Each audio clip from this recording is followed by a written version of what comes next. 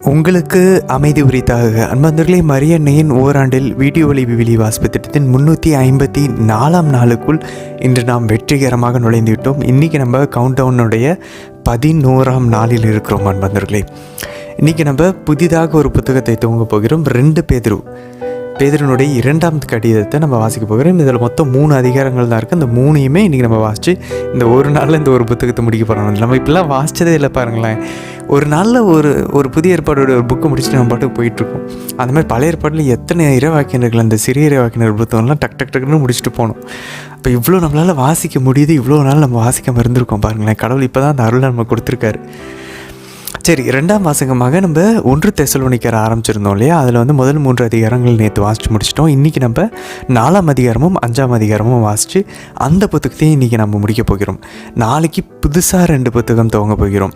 1 யோவான் துவங்க போகிறோம். அதுக்கப்புறம் 2 தெசலோனிக்கர் துவங்க போகிறோம். சரி, இன்றைக்கி நீதிமொழிகள் 30ஆம் அதிகாரத்தில் 17லேருந்து 19 வசனங்கள், இந்த 3 வசனங்கள் நம்ம வாசிக்க போகிறோம்.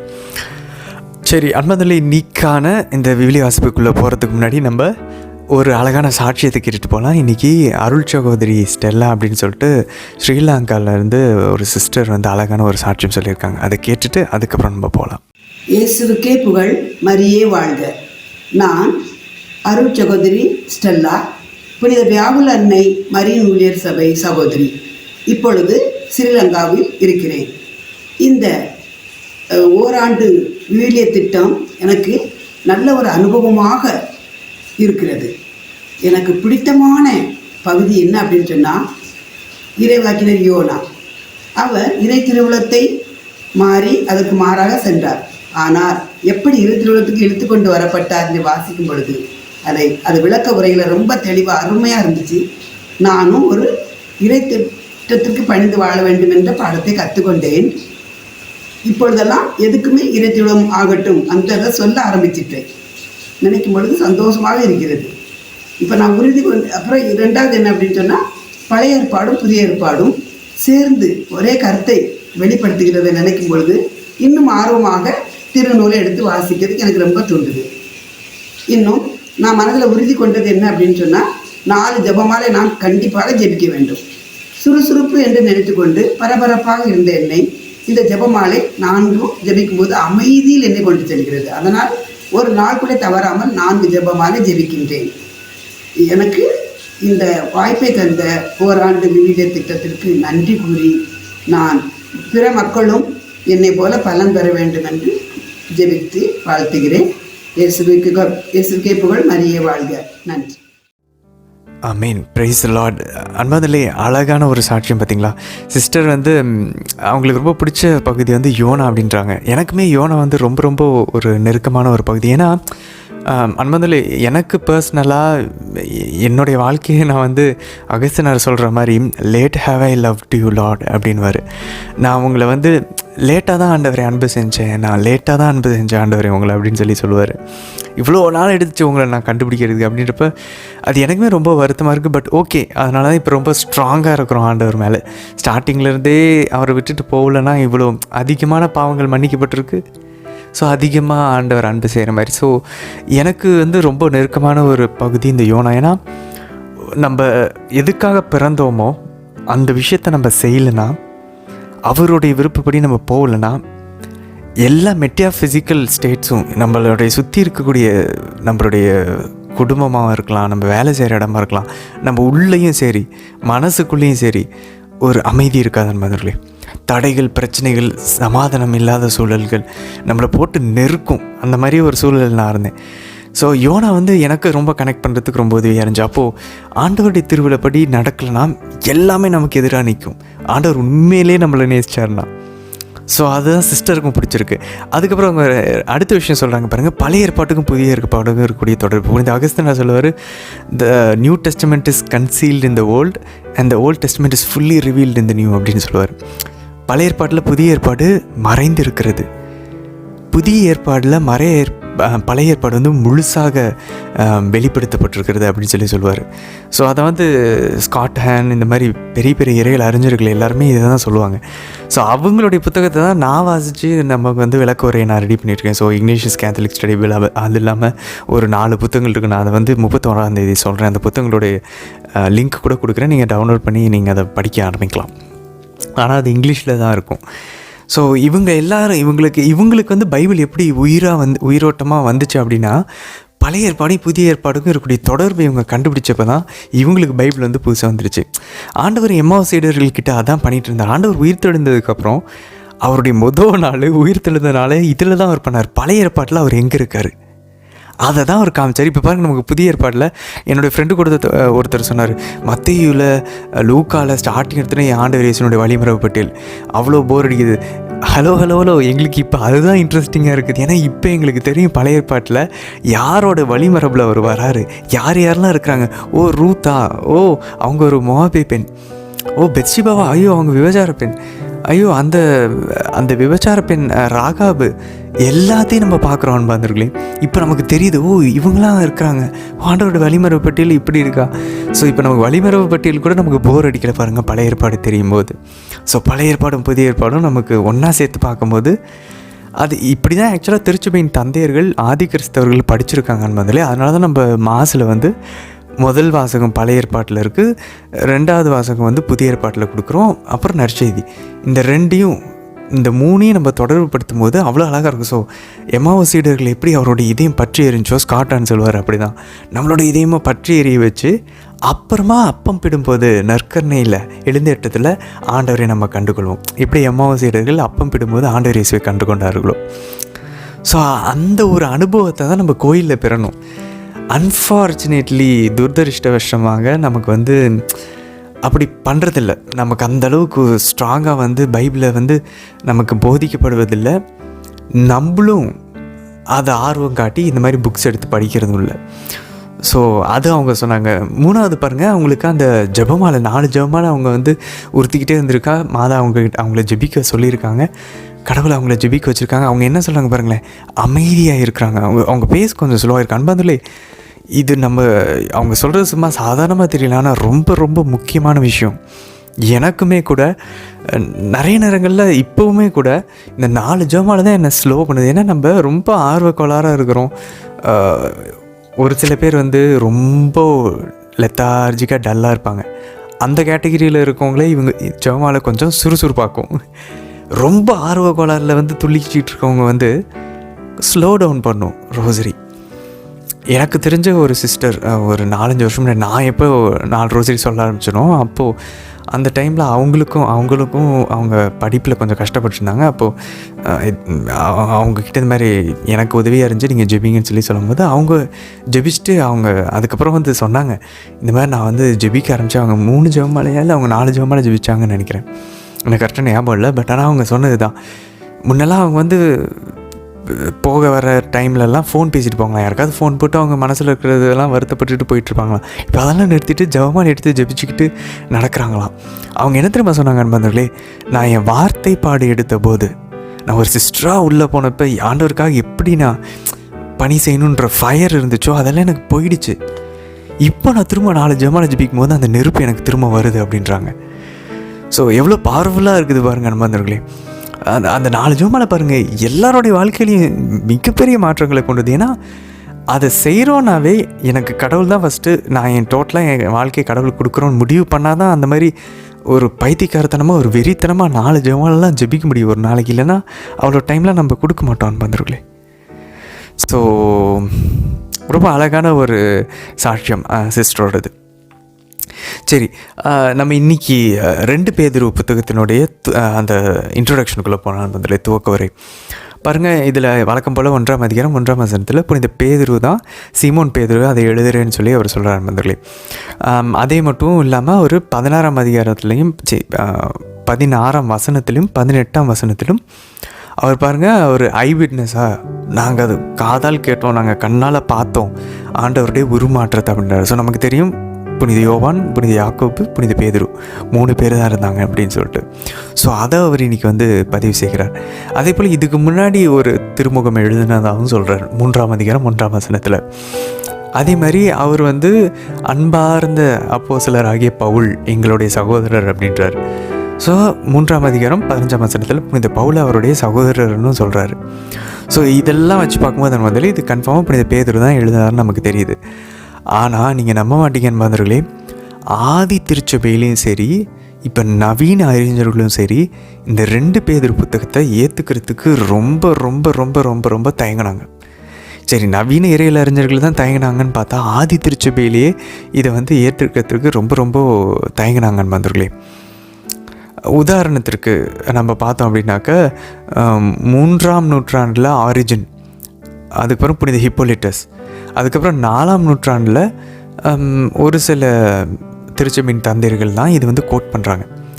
அப்போ இது கிட்டத்தட்ட 4ஆம் நூற்றாண்டில் தான் இது வந்து ஒரு என்ன சொல்கிறது, ஒரு கேனனாக உள்ளே ஏற்றுக்கிறாங்க. புதிய ஏற்பாட்டினுடைய ஒரு நூலாக இதை ஏற்றுக்கொள்கிறார்கள் 2 பேதுருவை.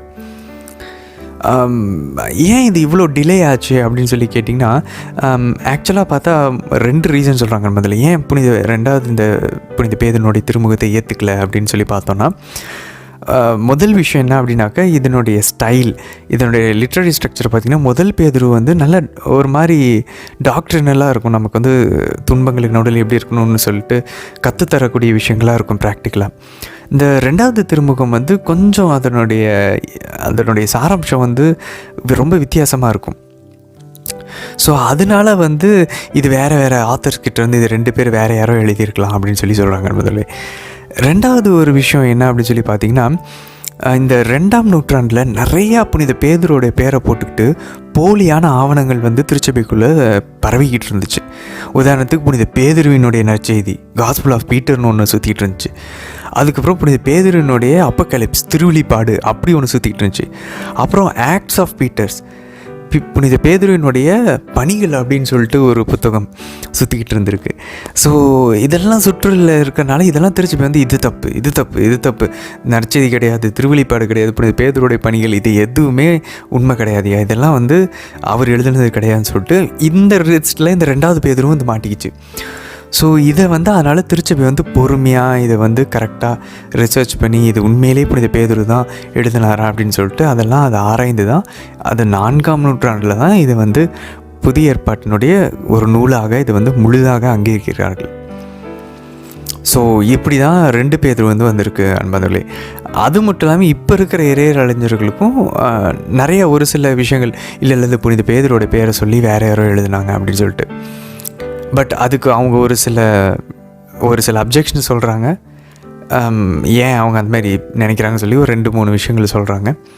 அதுக்கு பாரம்பரியமான கத்தோலிக்க இறையியல் அறிஞர்கள், இப்போ இருக்கக்கூட கண்டெம்பரரி அறிஞர்கள் கூட அதுக்கு பதில் சொல்கிறாங்க. இல்லை இது புனித பேதுரு தான் எழுதியிருக்காரு அப்படின்னு சொல்லிட்டு அவங்க அதுக்கு வந்து ஆன்சர் சொல்கிறாங்க. ஸோ நான் அந்த டீட்டெயில்ஸ்குள்ளே போல நான் அது ரொம்ப பெரிய டிஸ்கஷன்.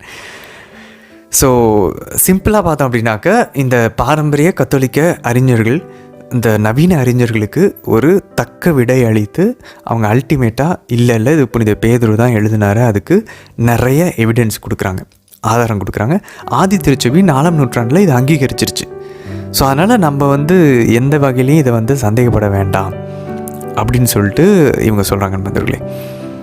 சரி, இது ஒரு பக்கம் இருக்க. சரி, இந்த புத்தகம் அப்போ வந்து எப்போ எழுதப்பட்டுச்சு அப்படின்னு சொல்லி பார்த்தோன்னா, ஒருவேளை இது வந்து புனித பேதுரு வந்து ரோம்லேருந்து இதை எழுதுகிறாரு அப்படின்னாக்கா,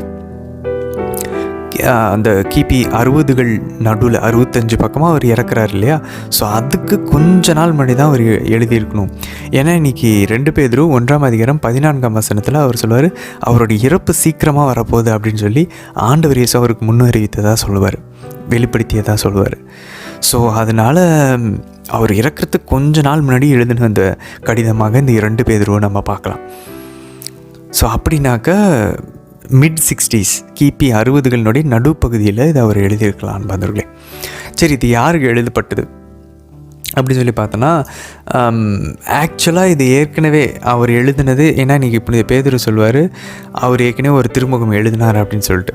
அப்போ அந்த திருமுகம் ஒரு வேளை முதல் பேதுரு திருமுகத்தை தான் குறிக்குதா, இல்லை அது நம்ம கையில் இருந்து காணாமல் போன இன்னொரு திருமுகமாக என்னன்னு தெரியல அன்பாந்தர்களே.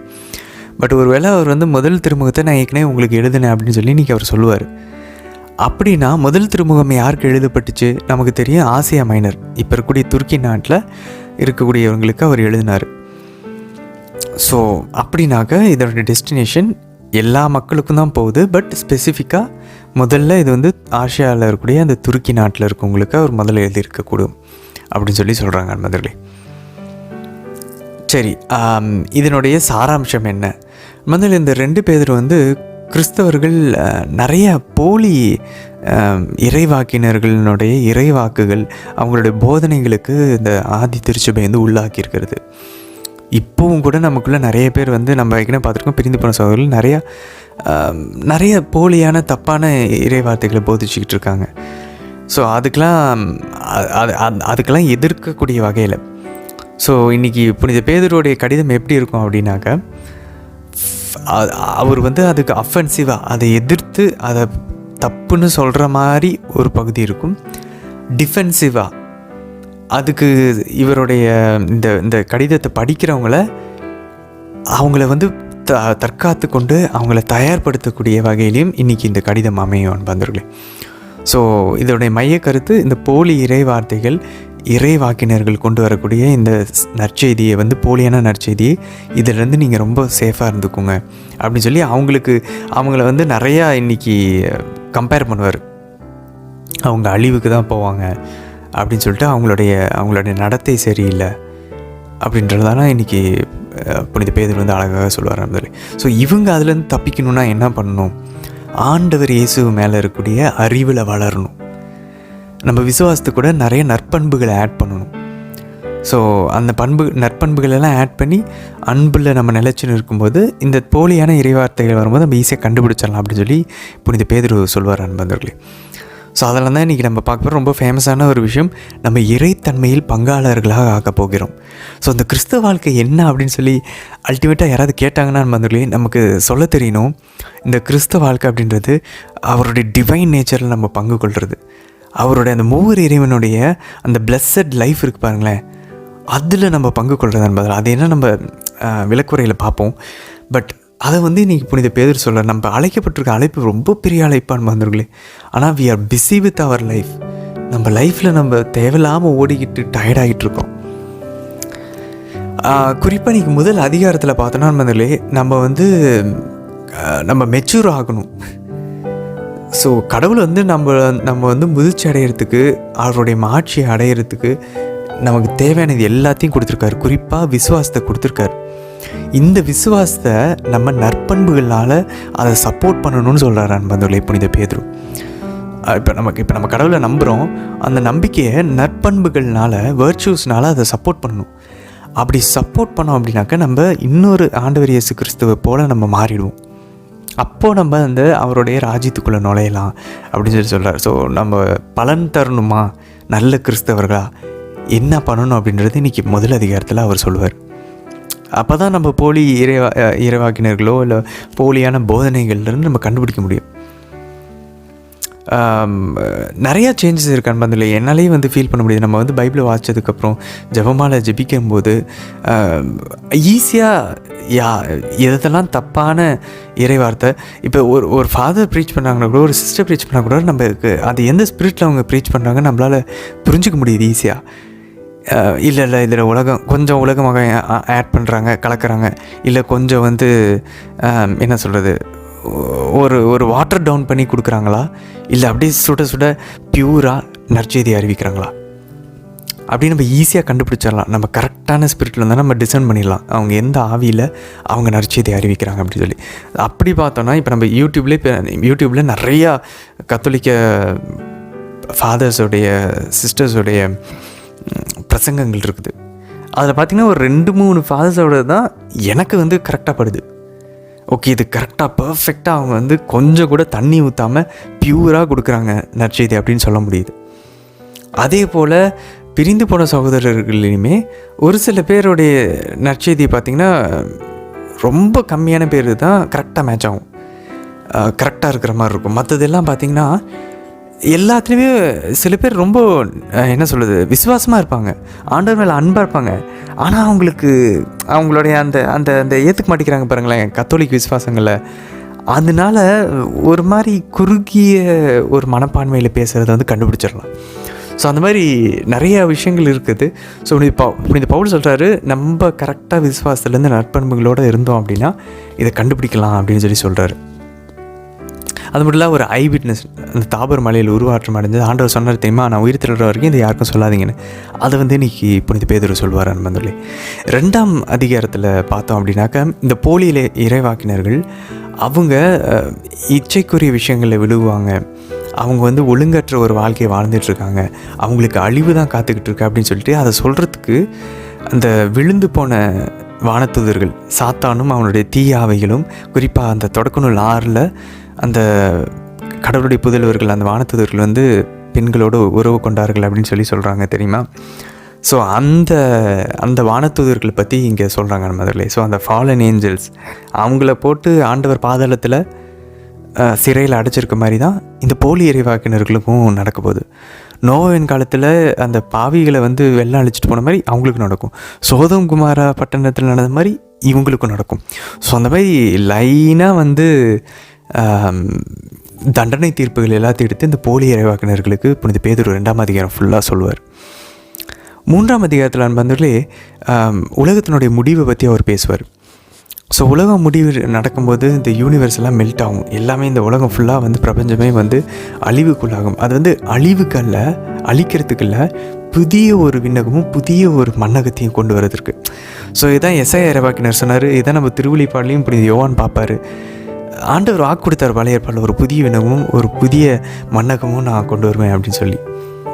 ஸோ அதை வந்து புனித பேதுரு சொல்கிறாரு, நடக்கிறதுக்கான டைம் தான் இந்த ஆண்டவருடைய 2ஆம் வருகை.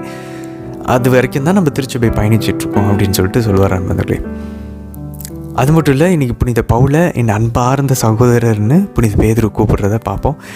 புனித பவுலுடைய கடிதங்களை பற்றி அவர் இன்றைக்கி சொல்லுவார். நம்ம வாசிச்சிட்ருக்கோம் அந்த கடிதங்களை பற்றி புனித பேதுரு சொல்லுவார். அதை நம்ம இன்றைக்கி பார்க்க போகிறோம் நண்பர்களே. ஸோ புனித பவுலுக்கும் புனித பேதுருக்குலாம் எந்த சண்டையும் கிடையாது. அதை வந்து ஒரு சில பேர் அப்படி சொல்லுவாங்க, பட் அப்படி கிடையாது நண்பர்களே. சரி, தெசலோனிக்கர் 1 தெசலோனிக்கரில் இன்றைக்கி 4ஆம் அதிகாரமும் 5ஆம் அதிகாரமும் வாசிக்கிறோம். அந்த மாதிரி இது வந்து தெசலோனிக்கர் புத்தகத்தினுடைய 2ஆம் பகுதி. அவர் இதுக்கு முன்னாடி அவங்களோட இருந்த அந்த காலகட்டங்களை குறித்து, அந்த பாஸ்ட் மெமரிஸ் அதை குறித்து அவர் பேசிகிட்டு இருந்தாரியா. இப்போ அவர் என்ன பண்ணுறாரு, திரும்பி இந்த தெசலோனிக்கர்களை வந்து ஏற்கனவே நீங்கள் நல்லா தான் வாழ்ந்துட்டுருக்கீங்க, இன்னும் உறுதியாக இதில் இருங்க, இன்னும் அதில் வளர ட்ரை பண்ணுங்கள், நல்லா தான் ஆண்டவருக்கு உகந்த ஒரு வாழ்க்கையை வாழ்கிறீங்க, இன்னும் அதை உகந்த ஒரு வாழ்க்கையை வாழ ட்ரை பண்ணுங்க அப்படின்னு சொல்லி சொல்லுவார் நண்பர்களே. அதே மாதிரி நம்ம இன்றைக்கி நிறைய டைம் பார்த்துருக்கோம், ஆண்டவருடைய திருவிழத்தை நிறைவேற்றுவதே என் உணவு அப்படின்னு சொல்லி ஆண்டவர் யோவான் நற்செய்தியில் சொல்கிறாரு. அப்போ ஆண்டவருடைய திருவிழம் என்ன? ஓகே, அந்த டைமில் ப்ராக்டிக்கலாக நமக்கு வந்து என்ன பண்ணுறது, என்ன முடிவு எடுக்குதுன்றது ஆண்டவருடைய திருவிழம், அது ஒன்று.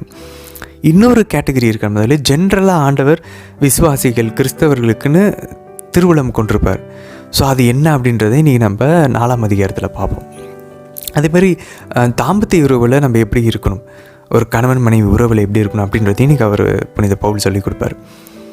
அது மட்டும் இல்லாமல் நண்பர்களே, நம்ம வீட்டில் யாராவது இறந்துட்டாங்க, ஒரு இறப்பை சந்திக்கிறோம், அப்போ நம்ம எப்படி பிஹேவ் பண்ணணும், ஒரு கிறிஸ்தவர்களாக இருக்குது நம்ம எப்படி நடந்துக்கணும். பாருங்களேன், பைபிள் எல்லா விஷயத்தையும் கவர் பண்ணுது. நம்ம ஒரு ஒரு ஒரு ஒரு இறப்புலேருந்து, நம்ம பிறந்ததுலேருந்து, நம்மளுடைய ஒரு தனிப்பட்ட வாழ்க்கை வரைக்கும் எல்லாத்தையுமே பைபிள் கவர் பண்ணுது நண்பர்களே. இதில் இல்லாததே இல்லை.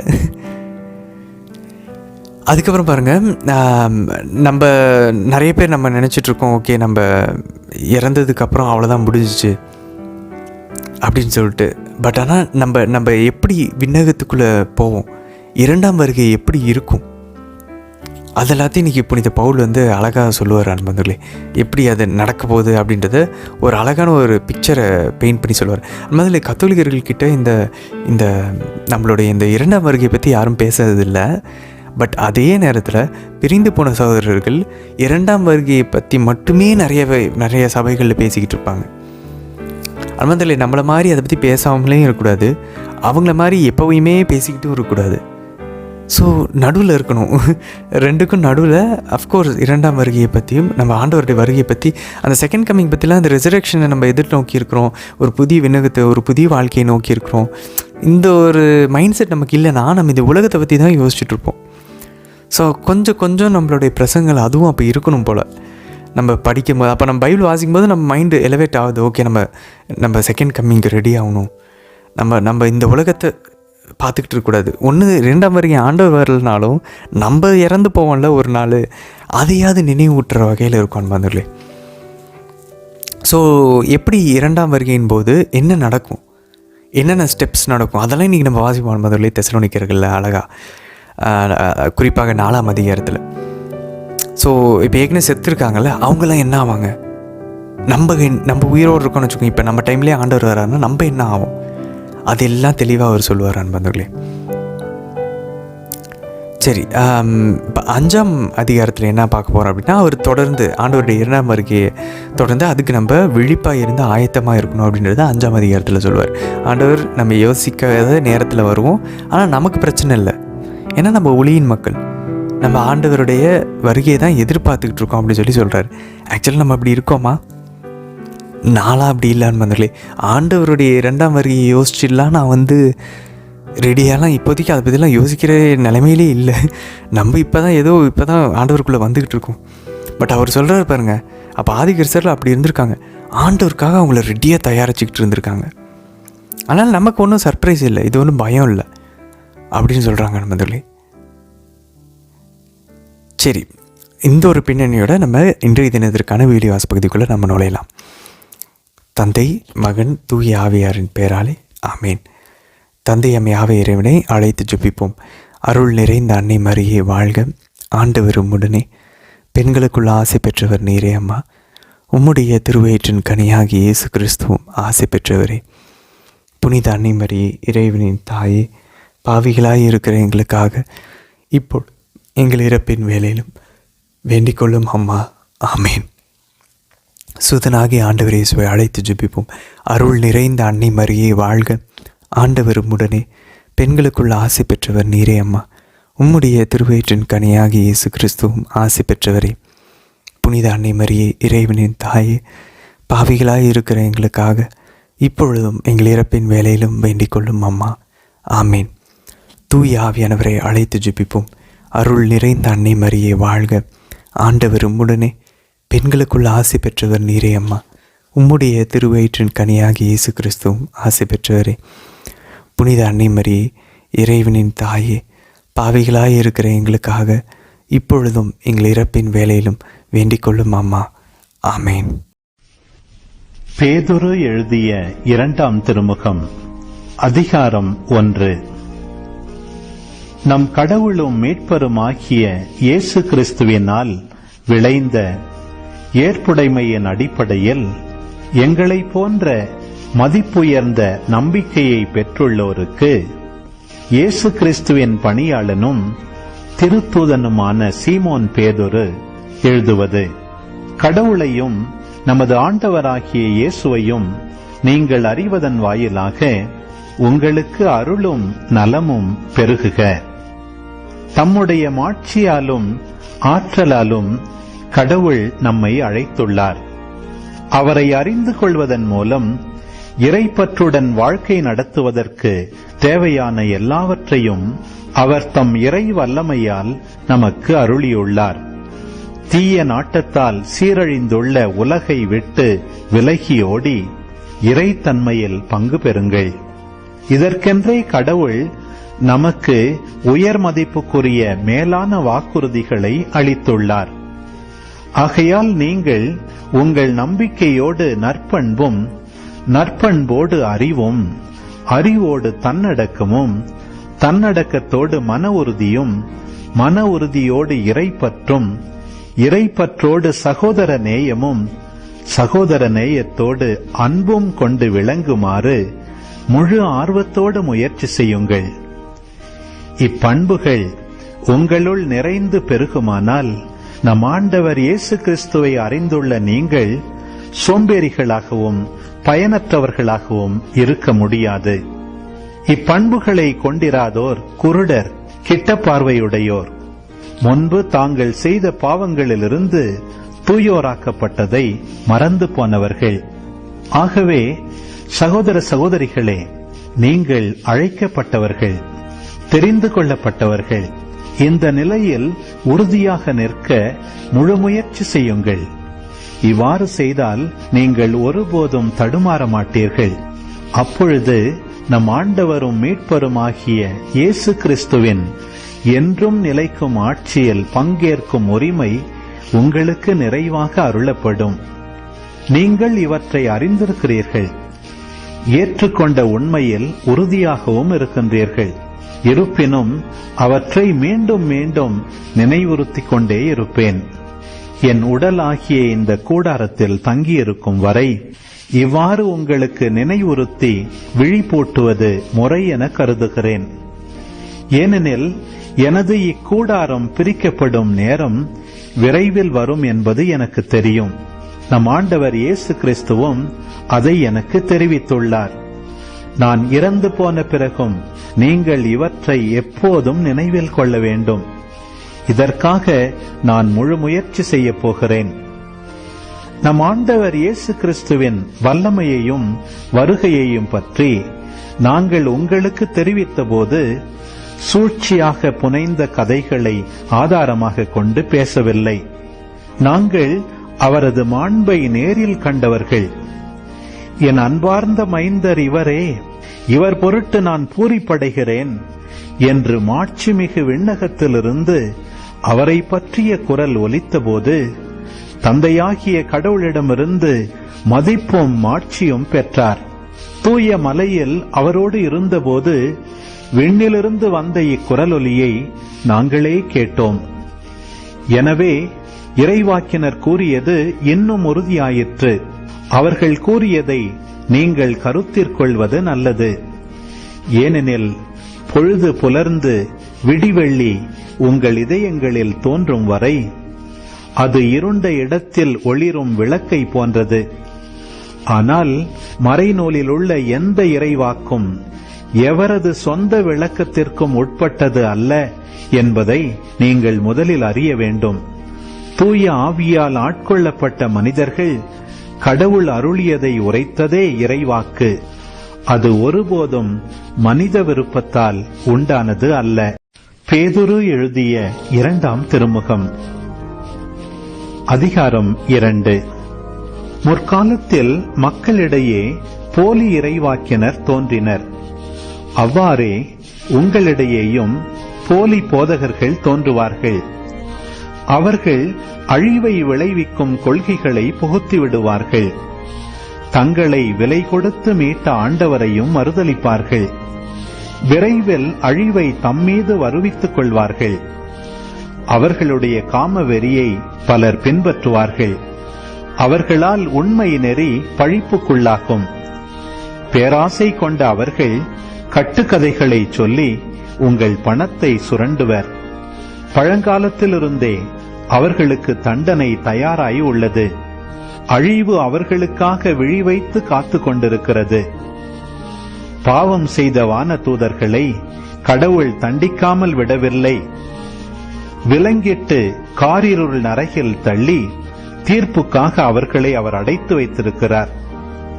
பண்டைய உலகத்தையும் அவர் தண்டிக்காமல் விடவில்லை. நீதியை பற்றி அறிவித்து வந்த நோவா உள்பட 8 பேரை காப்பாற்றினார். இறைப்பற்றில்லாத உலகின் மீது அவர் வெள்ளப்பெருக்கை வருவித்தார். சோதோம் கொமோரா என்னும் நகரங்களையும் தண்டித்தார். இறைப்பற்றில்லாதோரின் அழிவு எப்படி இருக்கும் என்பதற்கு எடுத்துக்காட்டாக அவற்றை எரித்து சாம்பலாக்கினார். கட்டுப்பாடற்று காம வெறியில் உழன்றோரை கண்டு மனம் வருந்திய நேர்மையான லோத்தை விடுவித்தார். அந்த நேர்மையான மனிதர் அவர்களிடையே வாழ்ந்தபோது நாள்தோறும் அவர் கண்ட கேட்ட ஒழுங்குமீறிய செயல்கள் அவருடைய நேர்மையான உள்ளத்தை வேதனையுறச் செய்தன. இறைப்பற்று உள்ளவர்களை சோதனையிலிருந்து விடுவிக்கவும் நேர்மையற்றவர்களை தண்டனைக்குள்ளாக்கி இறுதி தீர்ப்பு நாள் வரை வைத்திருக்கவும் ஆண்டவருக்கு தெரியும். குறிப்பாக கெட்ட இச்சைகள் கொண்டு ஊனியல்பின்படி நடப்பவர்களையும் அதிகாரத்தை புறக்கணிப்பவர்களையும் அவர் தண்டிப்பார். இவர்கள் துணிச்சல் உள்ளவர்கள், அகந்தையுள்ளவர்கள், மேன்மை பொருந்தியவர்களை பழித்துரைக்க அஞ்சாதவர்கள். இவர்களை விட மிகுதியான ஆற்றலும் வல்லமையும் கொண்டுள்ள வானதூதர்கள் கூட அவர்களை ஆண்டவர் முன்னிலையில் பழித்துரைத்து கண்டனம் செய்வதில்லை. ஆனால் இவர்கள் பிடிபடவும் கொல்லப்படவுமே தோன்றிய இயல்புணர்ச்சியினால் உந்தப்படும் பகுத்தறிவற்ற விலங்குகளை போன்றவர்கள். தாங்கள் அறியாதவற்றை பழிக்கிறார்கள். அவ்விலங்குகள் அழிவுறுவது போலவே இவர்களும் அழிவார்கள். தாங்கள் இழைத்த தீவினைக்கு கைமாறாக தீவினையையே அடைவார்கள். பட்ட பகலில் களியாட்டத்தில் ஈடுபடுவதே இன்பம் என கருதுகிறார்கள். உங்களோடு விருந்துண்ணும் இவர்கள் தங்கள் ஏமாற்று வழிகளில் களிப்படைகிறார்கள். உங்களை மாசுபடுத்தி கரைப்படுத்துகிறார்கள். இவர்களது கண்கள் கற்பு நெறி இழந்த பெண்களையே நாடுகின்றன. பாவத்தை விட்டு ஓய்வதே இல்லை. இவர்கள் மன உறுதி அற்றவர்களை மயக்கி தம்வயப்படுத்துகிறார்கள். பேராசையில் ஊறிய உள்ளம் கொண்ட இவர்கள் சாபத்துக்குள்ளானவர்கள். இவர்கள் நேரிய வழியை விட்டு அகன்று அலைந்து திரிந்தார்கள். பெயோரின் மகன் பிலையாமின் வழியை பின்பற்றினார்கள். அந்த பிலையாம் கூலிக்காக தீவினை செய்ய விரும்பினார். அவர் தம் ஒழுங்கு மீறிய செயலுக்காக கடிந்து கொள்ளப்பட்டார். பேச இயலாத கழுதை மனித முறையில் பேசி அந்த இறைவாக்கினரின் மதிகெட்ட செயலை தடுத்தது. இவர்கள் நீரற்ற ஊற்றுகள், புயலால் அடித்துச் செல்லப்படும் மேகங்கள். காரிருளே இவர்களுக்காக ஒதுக்கப்பட்டுள்ளது. நெறி தவறி நடப்போரிடமிருந்து இப்போதுதான் தப்பியவர்களை இவர்கள் வரம்பு மீறி பெருமை அடித்து வீண் பேச்சு பேசி ஊனியல்பின் இச்சைகளாலும் காமவெறியாலும் மயக்கி பயப்படுத்துகின்றனர். அவர்களுக்கு விடுதலை அளிப்பதாக வாக்களிக்கின்றனர். ஆனால் தாங்களே அழிவுக்கு அடிமைகளாயிருக்கின்றனர். ஏனெனில் ஒவ்வொருவரும் தம்மை ஆட்கொண்டிருப்பவற்றிற்கு அடிமைகளாயிருக்கிறார்கள். நம் ஆண்டவரும் மீட்பருமாகிய இயேசு கிறிஸ்துவை அறிந்து உலகத்தின் அழிவு சக்திகளிலிருந்து தப்பினவர்கள் மீண்டும் அவற்றில் சிக்கி அவற்றால் ஆட்கொள்ளப்பட்டால் அவர்களுடைய பின்னைய நிலை முன்னைய நிலையை விட கேடுள்ளதாயிருக்கும். அவர்கள் நீதி நெறியை அறிந்த பின் தங்களுக்கு அருளப்பட்ட தூய கட்டளையை கடைபிடியாமல் விட்டு விலகுவதை விட அதை அறியாமலே இருந்திருந்தால் நலமாயிருக்கும். நாய் தான் கக்கினதை தின்ன திரும்பி வரும் என்னும் நீதிமொழி இவர்களுக்கு பொருந்தும். மேலும் பன்றியை கழுவினாலும் அது மீண்டும் சேற்றிலே புரளும் என்பதும் ஒரு நீதிமொழி. பேதுரு எழுதிய 2ஆம் திருமுகம், அதிகாரம் 3. அன்பார்ந்தவர்களே, இப்பொழுது நான் உங்களுக்கு எழுதுவது 2ஆம் திருமுகம். இத்திருமுகங்கள் வழியாக ஒரு சிலவற்றை நினைவுறுத்தி உங்கள் நேர்மையான மனத்தை தூண்டி எழுப்புகிறேன். தூய இறைவாக்கினர்கள் முன்னுரைத்த வாக்குகளையும் ஆண்டவரும் மீட்பருமானவர் உங்கள் திருத்தூதர் மூலமாக தந்த கட்டளையையும் நீங்கள் நினைவில் கொள்ளுங்கள். நீங்கள் முதலாவது தெரிந்து கொள்ள வேண்டியது இதுவே: இறுதி காலத்தில் ஏளனம் செய்வோர் சிலர் தோன்றி தங்கள் சொந்த தீய நாட்டங்களுக்கு ஏற்ப வாழ்ந்து உங்களை எள்ளி நகையாடுவர். அவர்கள் அவரது வருகையை பற்றிய வாக்குறுதி என்னவாயிற்று? நம் தந்தையரும் இறந்து போயினர், ஆயினும் படைப்பின் தொடக்கத்தில் இருந்தது போல எல்லாம் அப்படியே இருக்கிறதே என்று சொல்லுவார்கள். பழங்காலத்திலிருந்தே கடவுளுடைய வார்த்தையால் விண்ணுலகும் மண்ணுலகும் தோன்றின. மண்ணுலகம் நீரிலிருந்தும் நீராலும் நிலை பெற்றிருந்தது என்பதை இவர்கள் வேண்டுமென்றே மறந்து விடுகிறார்கள். அந்த நீராலே வெள்ளப்பெருக்கினால் அப்போதிருந்த உலகம் அழிவுற்றது. இப்போதுள்ள விண்ணுலகும் மண்ணுலகும் அதே வார்த்தையினாலே தீக்கிரையாவதற்கென ஒதுக்கி வைக்கப்பட்டுள்ளது. இறைப்பற்றில்லாதோர் அழிவுற வேண்டிய தீர்ப்பு நாள் வரையிலும் அவை விட்டு வைக்கப்பட்டுள்ளன. அன்பார்ந்தவர்களே, நீங்கள் ஒன்றை மறந்துவிட வேண்டாம். ஆண்டவரின் பார்வையில் ஒரு நாள் 1000 ஆண்டுகள் போலவும் 1000 ஆண்டுகள் ஒரு நாள் போலவும் இருக்கின்றன. ஆண்டவர் தம் வாக்குறுதியை நிறைவேற்ற காலந்தாழ்த்துவதாக சிலர் கருதுகின்றனர். ஆனால் அவர் அவ்வாறு காலந்தாழ்த்துவதில்லை. மாறாக உங்களுக்காக பொறுமையோடு இருக்கிறார். யாரும் அழிந்து போகாமல் எல்லாரும் மனம் மாற வேண்டுமென விரும்புகிறார். ஆனால் ஆண்டவருடைய நாள் திருடனைப் போல வரும். வானங்கள் பெருமுழக்கத்துடன் மறைந்தொழியும், பஞ்சபூதங்கள் வெந்துருகி போகும், மண்ணுலகமும் அதன் செயல்களும் தீக்கிரையாகும். இவை யாவும் அழிந்து போகுமாதலால் நீங்கள் தூய இறைப்பற்றுள்ள நடத்தையில் மிகவும் சிறந்து விளங்க வேண்டும். கடவுளின் நாளை எதிர்பார்த்து அவர் வருகையை விரைவுபடுத்த வேண்டும். அந்நாளில் வானங்கள் எரிந்தழிந்து பஞ்சபூதங்கள் வெந்துருகி போகும். அவர் வாக்களித்தபடியே நீதி குடிகொண்டிருக்கும் புதிய விண்ணுலகும் புதிய மண்ணுலகும் வரும் என நாம் எதிர்பார்த்து கொண்டிருக்கிறோம்.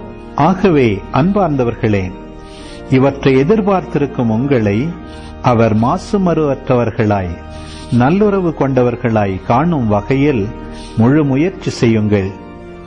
நம் ஆண்டவரின் பொறுமையை மீட்பு என கருதுங்கள். நம் அன்பார்ந்த சகோதரர் பவுலும் தமக்கு அருளப்பட்ட ஞானத்தின்படி இவ்வாறுதான் உங்களுக்கு எழுதியுள்ளார். தம்முடைய திருமுகங்களில் இவை பற்றி பேசும்போதெல்லாம் இவ்வாறே அவர் சொல்லுகிறார். அவருடைய திருமுகங்களில் புரிந்து கொள்வதற்கு கடினமானவை சில உண்டு. கல்வி அறிவில்லாதவர்களும் உறுதியற்றவர்களும் மறைநூலின் மற்ற பகுதிகளுக்கு பொருள் திரித்து கூறுவது போல் இவற்றுக்கும் கூறுகின்றனர். அதனால் தங்களுக்கே அழிவை வருவித்துக் கொள்கின்றனர். அன்பார்ந்தவர்களே, நீங்கள் இவற்றையெல்லாம் ஏற்கனவே அறிந்திருக்கிறீர்கள். கட்டுப்பாடற்றவர்களின் தவறான வழிகளால் கவர்ந்திழுக்கப்பட்டு உங்கள் உறுதி நிலையை நின்று விழுந்து விடாதபடி கவனமாயிருங்கள். நம் ஆண்டவரும் மீட்பருமான இயேசு கிறிஸ்துவின் அருளிலும் அறிவிலும் வளர்ச்சி அடையுங்கள்.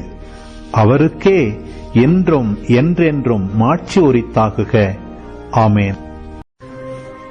தெசலோனிக்கருக்கு எழுதிய முதல் திருமுகம், அதிகாரம் 4. சகோதர சகோதரிகளே, நீங்கள் கடவுளுக்கு உகந்தவர்களாய் வாழும் முறையை எங்களிடம் கற்றுக்கொண்டீர்கள். அப்படியே வாழ்ந்தும் வருகிறீர்கள். இதில் இன்னும் முன்னேற வேண்டுமென ஆண்டவராகிய இயேசுவின் பெயரால் உங்களிடம் இறுதியாக கேட்டுக்கொள்கிறோம்.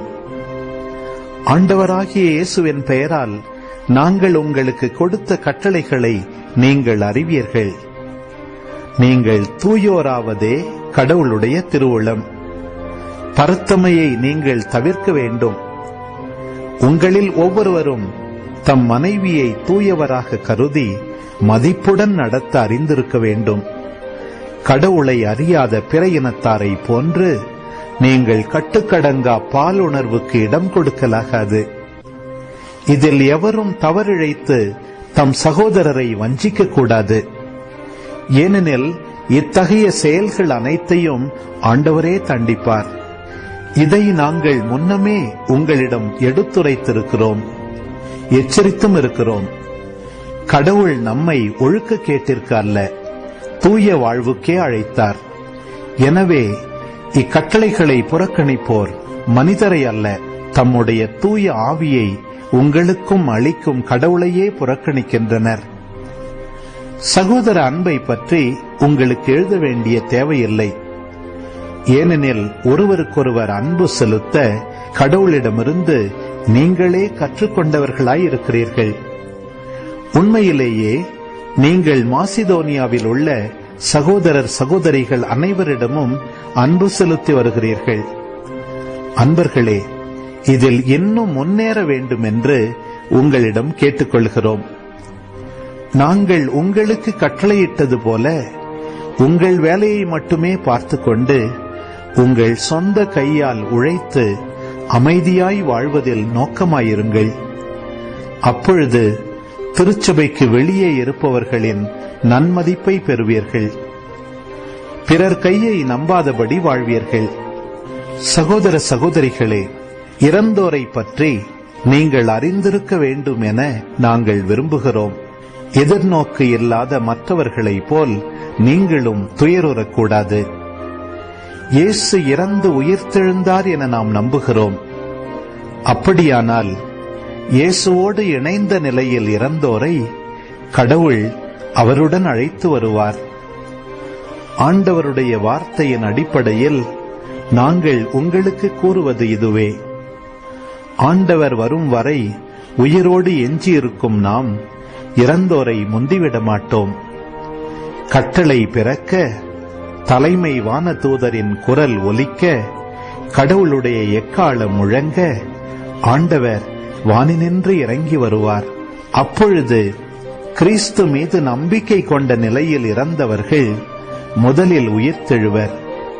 பின்னர் உயிரோடு எஞ்சியிருக்கும் நாம் அவர்களோடு மேகங்களில் எடுத்துக்கொண்டு போகப்பட்டு வான்வெளியில் ஆண்டவரை எதிர்கொள்ளச் செல்வோம். இவ்வாறு எப்போதும் நாம் ஆண்டவரோடு இருப்போம். எனவே இவ்வார்த்தைகளை சொல்லி ஒருவரை ஒருவர் தேற்றிக் கொள்ளுங்கள். தெசலோனிக்கருக்கு எழுதிய முதல் திருமுகம், அதிகாரம் 5. சகோதர சகோதரிகளே, இவை நடக்கும் காலங்களையும் நேரங்களையும் குறித்து உங்களுக்கு எழுத தேவையில்லை. ஏனெனில் திருடன் இரவில் வருவது போல ஆண்டவருடைய நாள் வரும் என்பதை நீங்களே திண்ணமாய் தெரிந்திருக்கிறீர்கள். எங்கும் அமைதி, ஆபத்து இல்லை என்று மக்கள் கூறிக்கொண்டிருக்கும் பொழுது கருவுற்றிருப்பவருக்கு வேதனை வருவது போல திடீரென அவர்களுக்கு அழிவு வரும். யாரும் தப்பித்துக் கொள்ள இயலாது. ஆனால் அன்பர்களே, நீங்கள் இருளில் நடப்பவர்கள் அல்ல. ஆகவே அந்த நாள் திருடனை போல் உங்களுக்கு வராது. நீங்கள் எல்லாரும் ஒளியை சார்ந்தவர்கள், பகலில் நடப்பவர்கள். நாம் இரவையோ இருளையோ சார்ந்தவர் அல்ல. ஆகவே மற்றவர்களைப் போல் நாமும் உறங்கலாகாது. விழிப்போடும் அறிவு தெளிவோடும் இருப்போம். உறங்குபவர் இரவில்தான் உறங்குவர். குடிவெறியர் இரவில்தான் குடிபோதையில் இருப்பர். ஆனால் பகலை சார்ந்த நாம் அறிவு தெளிவோடு இருப்போம். நம்பிக்கையையும் அன்பையும் மார்பு கவசமாகவும் மீட்பு பெறுவோம் என்னும் எதிர்நோக்கை தலைச்சீராவாகவும் அணிந்து கொள்வோம்.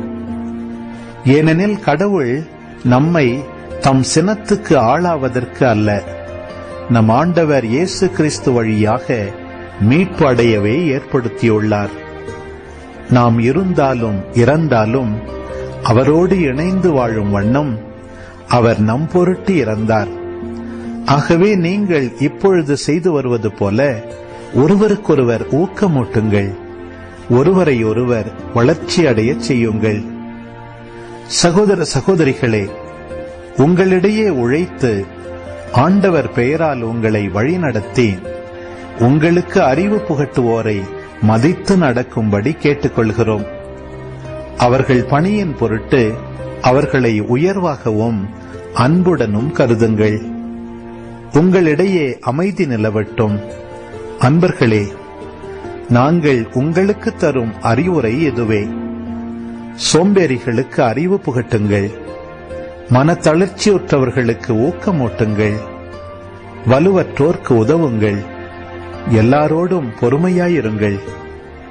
எவரும் தீமைக்கு பதில் தீமை செய்யாதவாறு பார்த்துக் கொள்ளுங்கள்.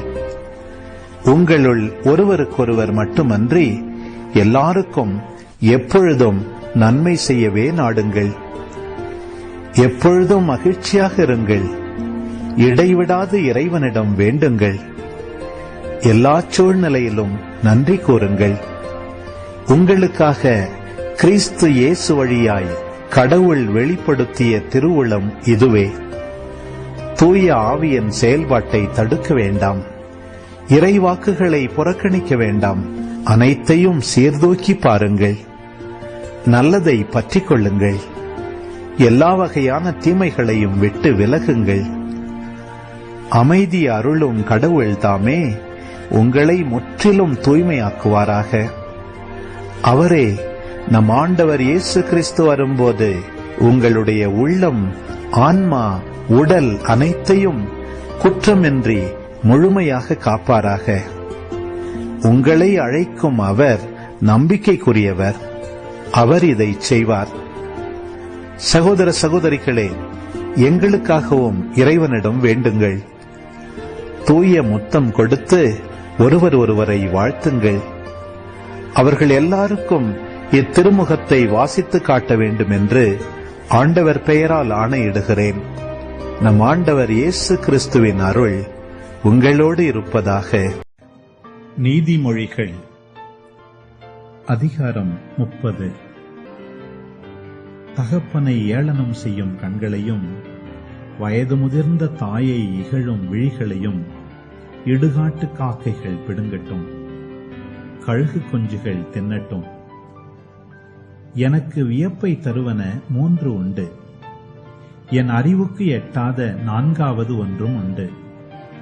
அவை வானத்தில் கழுகு மிதத்தல், கற்பாறை மேல் பாம்பு ஏறுதல், நடுக்கடலில் கப்பல் மிதந்து செல்லுதல், ஆண்மகனுக்கு பெண் மீதுள்ள நாட்டம் ஆகியவையே. ஆமீன்.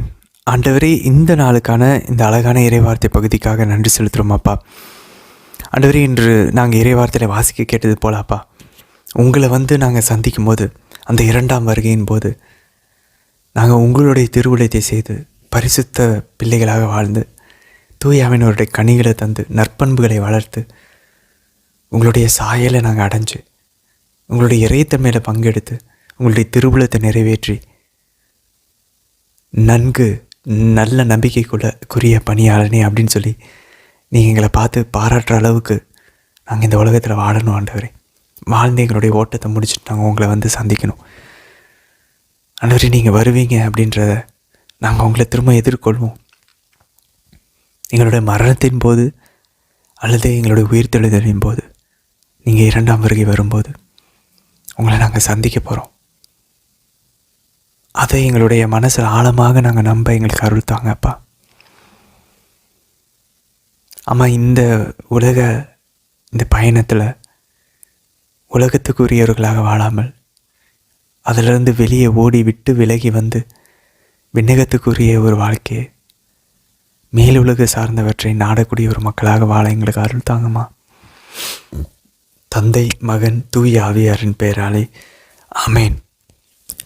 முதல்ல இன்றைக்கி பாருங்கள், 2 பேதுருவில் 1ஆம் அதிகாரம் 2ஆம் வசனத்தில் பாருங்கள், நம்ம எப்படி அருளும் அமைதியும் பெற்றுக்கொள்கிறது பாருங்களேன். கடவுளையும் நமது ஆண்டவராகிய இயேசுவையும் நீங்கள் அறிவதன் வழியாக உங்களுக்கு அருளும் நலமும் பெருகும். அந்த நலமுன்ற இடத்துல ஆங்கிலத்தில் டிரான்ஸ்லேஷன் பார்த்தோன்னா பீஸ்ன்னு இருக்கான் முதலே. ஸோ அருளும் அமைதியும் நம்ம பெற்றுக்கொள்ளணுமா? கடவுளையும் நம் ஆண்டவராகிய இயேசு கிறிஸ்துவையும் நம்ம அறிவதன் வழியாக. ஸோ ஆண்டவர் அறியும் போது நமக்கு அருளும் அமைதியும் கிடைக்கும். முதலே எவ்வளோ அழகாக இருக்குது பாருங்களேன். நம்ம அதை விட்டுட்டு என்னென்னத்தையோ நம்ம ஓடி தெரிஞ்சுக்கிட்டு இருக்கோம். முதலே 4ஆம் வசனம் பாருங்கள், தீய நாட்டத்தால் சீரழிந்துள்ள உலகை விட்டு விலகி ஓடி. ஃபஸ்ட்டு விஷயம் பாருங்கள், சீரழிந்துள்ள இந்த உலகை விட்டு நம்ம விலகி ஓடணும். முதல்ல பவுல் சொல்கிறாரு உலகை விட்டு விலகி ஓடுங்கன்னு. ஆண்டவர் சொல்கிறாரு, புனித பேதுரு சொல்கிறாரு, புனித யாக்கோபு சொல்கிறாரு, நீ உலக நண்பனாக இருந்தீங்கன்னா நீங்கள் கடவுளுக்கு எதிரியாக இருக்கிறீங்க.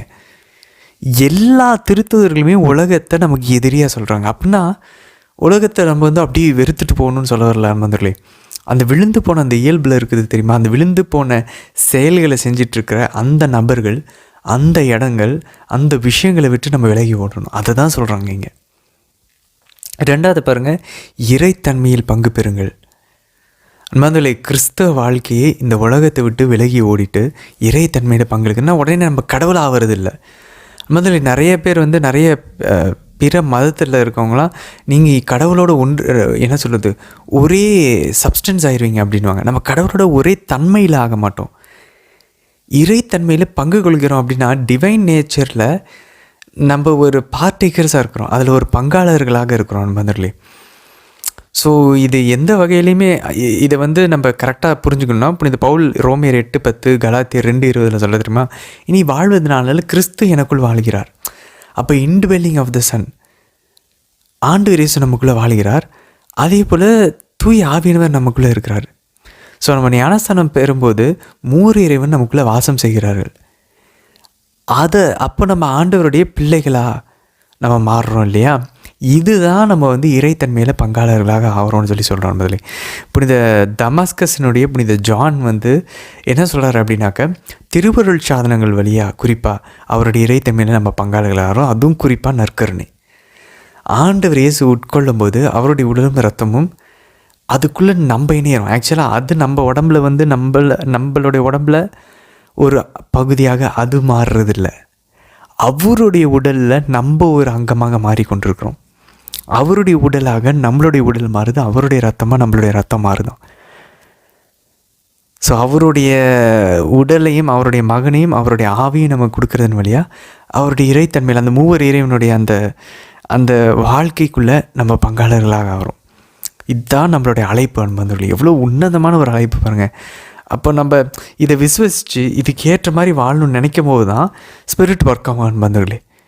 இல்லைனா நம்ம எப்பயும் போல தான் வாழ்ந்துட்டுருப்போம்.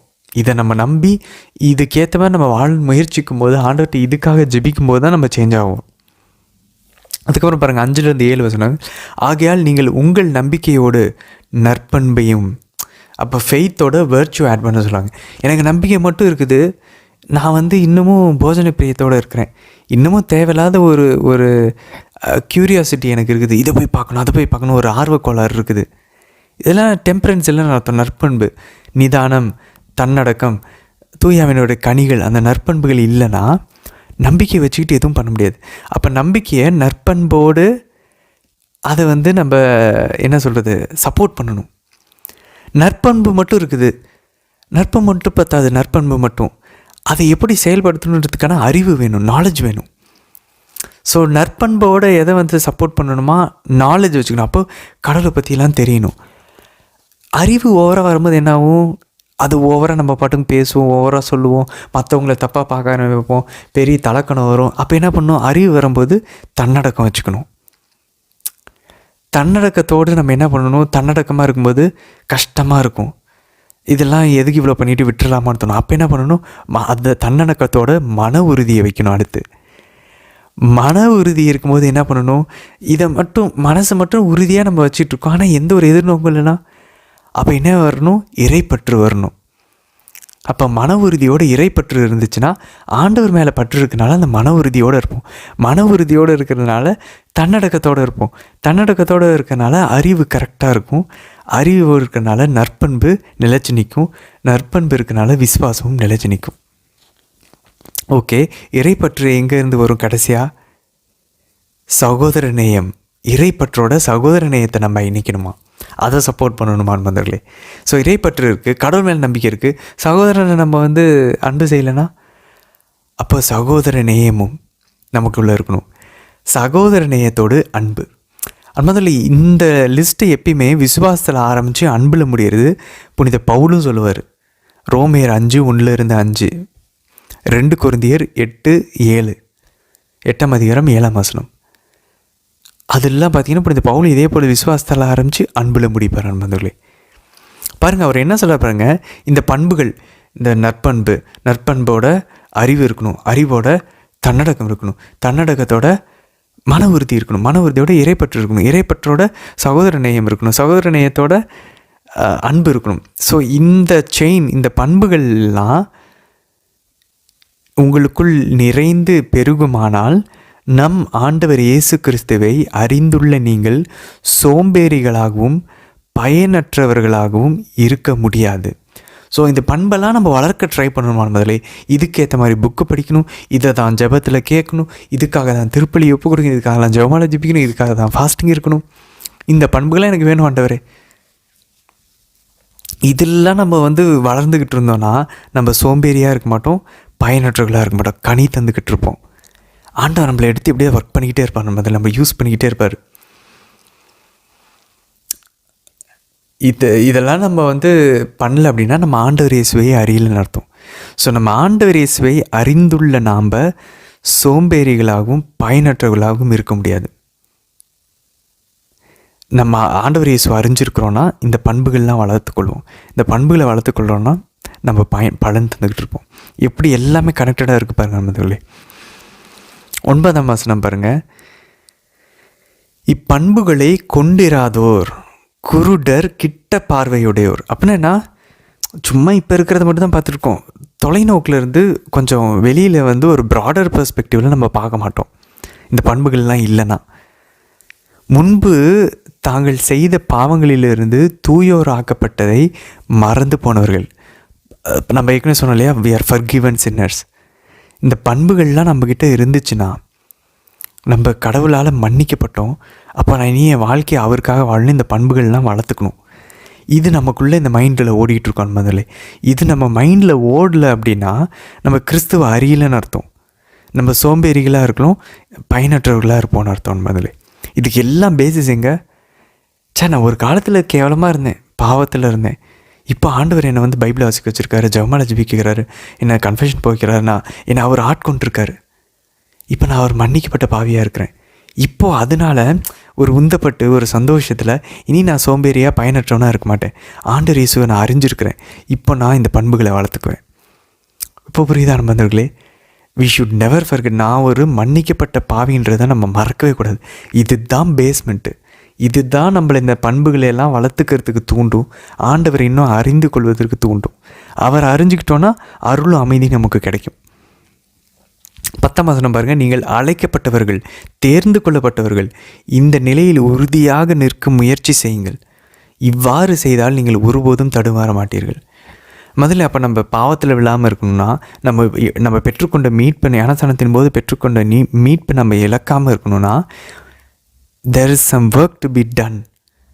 அதனால புனித பவுல் சொல்கிற பிலிப்பியரில் அச்சத்தோடும் நடுக்கத்தோடும் உங்கள் மீட்புக்காக உழைத்து கொண்டு வார்கள். என்ன உழைக்கிறது? அதான் புனித பேதுரு இங்கே சொல்கிறார். நம்பிக்கையோடு நீங்கள் வந்து நற்பண்பு சேருங்க, நற்பண்போட வந்து தன்னடக்கத்தை சேருங்க, தன்னடக்கத்தோட அறிவு, அந்த லிஸ்ட்டு போகுது. அன்பில் கொண்டு வந்து விட்டுறாரு கடைசியாக. ஸோ இதெல்லாம் நம்ம பண்ணணும். ஆண்டவரை பற்றி அறியறதில் அந்த அறிவில் நம்ம வளர்ந்துக்கணும். பைபிளை தான் நேசிக்கணும். நற்கருணை ஆண்டவரை வந்து லவ் பண்ணணும். 14ஆம் வசனம் பாருங்கள். ஏனெனில் எனது கூடாரம் பிரிக்கப்படும் நேரம் விரைவில் வரும் என்பது எனக்கு தெரியும். நம்ம ஆண்டவர் இயேசு கிறிஸ்துவும் அதை எனக்கு தெரிவித்துள்ளார். முதல்ல இது நம்ம யோவான் நற்செய்தி 21ஆம் அதிகாரம் 18 19 வசனத்தில் ஆண்டவர் சொல்கிறார் புனித பேதுருவை பார்த்து, நீ வந்து உன்னுடைய முதிர்ந்த வயதில் அவர் நீ போக வேணான்ற இடத்துக்கு உன்னை அவங்க கட்டி இழுத்துட்டு போவாங்க அப்படின்னு சொல்லிட்டு. ஸோ அவருடைய மரணத்தை குறித்து அவர் சொல்கிறாருன்னு சொல்லி நம்ம பார்த்தோம். ஸோ அதை பற்றி பேசலாம். ஒருவேளை அதை தான் இங்கே புனித பேதுரு சொல்கிறாரா, ஆண்டவர் இயேசு கிறிஸ்து அதை எனக்கு தெரிவித்துள்ளார்னு சொல்லும்போது இதை சொல்கிறாரா? ஒரு சில இறையில் அறிஞர்கள் என்ன சொல்லுவாங்க, இல்லை ஆண்டவர் பர்சனலாக வந்து புனித பேதுருக்கும் ரிவீல் பண்ணியிருக்கலாம், அது புதிய ஏற்பாட்டில் வேறு எங்கேயும் பதிவு செய்யப்படலை அப்படின்னு சொல்கிறாங்க. ஸோ நமக்கு தெரியல என்ன நடந்துச்சு அப்படின்னு. 19ஆம் வசனம் பாருங்க என்பதில், எனவே இறைவாக்கினர் கூறியது இன்னும் உறுதியாயிற்று. அவர்கள் கூறியதை நீங்கள் கருத்தில் கொள்வது நல்லது. ஏனெனில் பொழுது புலர்ந்து விடிவெள்ளி உங்கள் இதயங்களில் தோன்றும் வரை அது இருண்ட இடத்தில் ஒளிவிளக்கை போன்றது. முதல்ல அப்போ பாருங்கள், ஏற்கனவே இருக்கக்கூடிய அந்த இறைவாக்கினர்களுடைய சொற்கள் எல்லாமே இப்போது ஆண்டவர் இயேசுவில் அது உறுதியாயிடுச்சு. நம்மளுடைய வாழ்க்கையில் அது நடந்துகிட்ருக்கு. நம்மளுடைய இந்த புதிய ஏற்பாட்டினுடைய காலத்தில் புதிய இஸ்ரேலில் அதெல்லாம் நிறைவேறி கொண்டிருக்கிறது. ஸோ இது இந்த இருட்டான நேரத்தில் நமக்கு ஒரு விடிவெள்ளியாக இருக்கும், ஒரு விளக்காக இருக்குமா அந்த இருட்டு நேரத்தில்.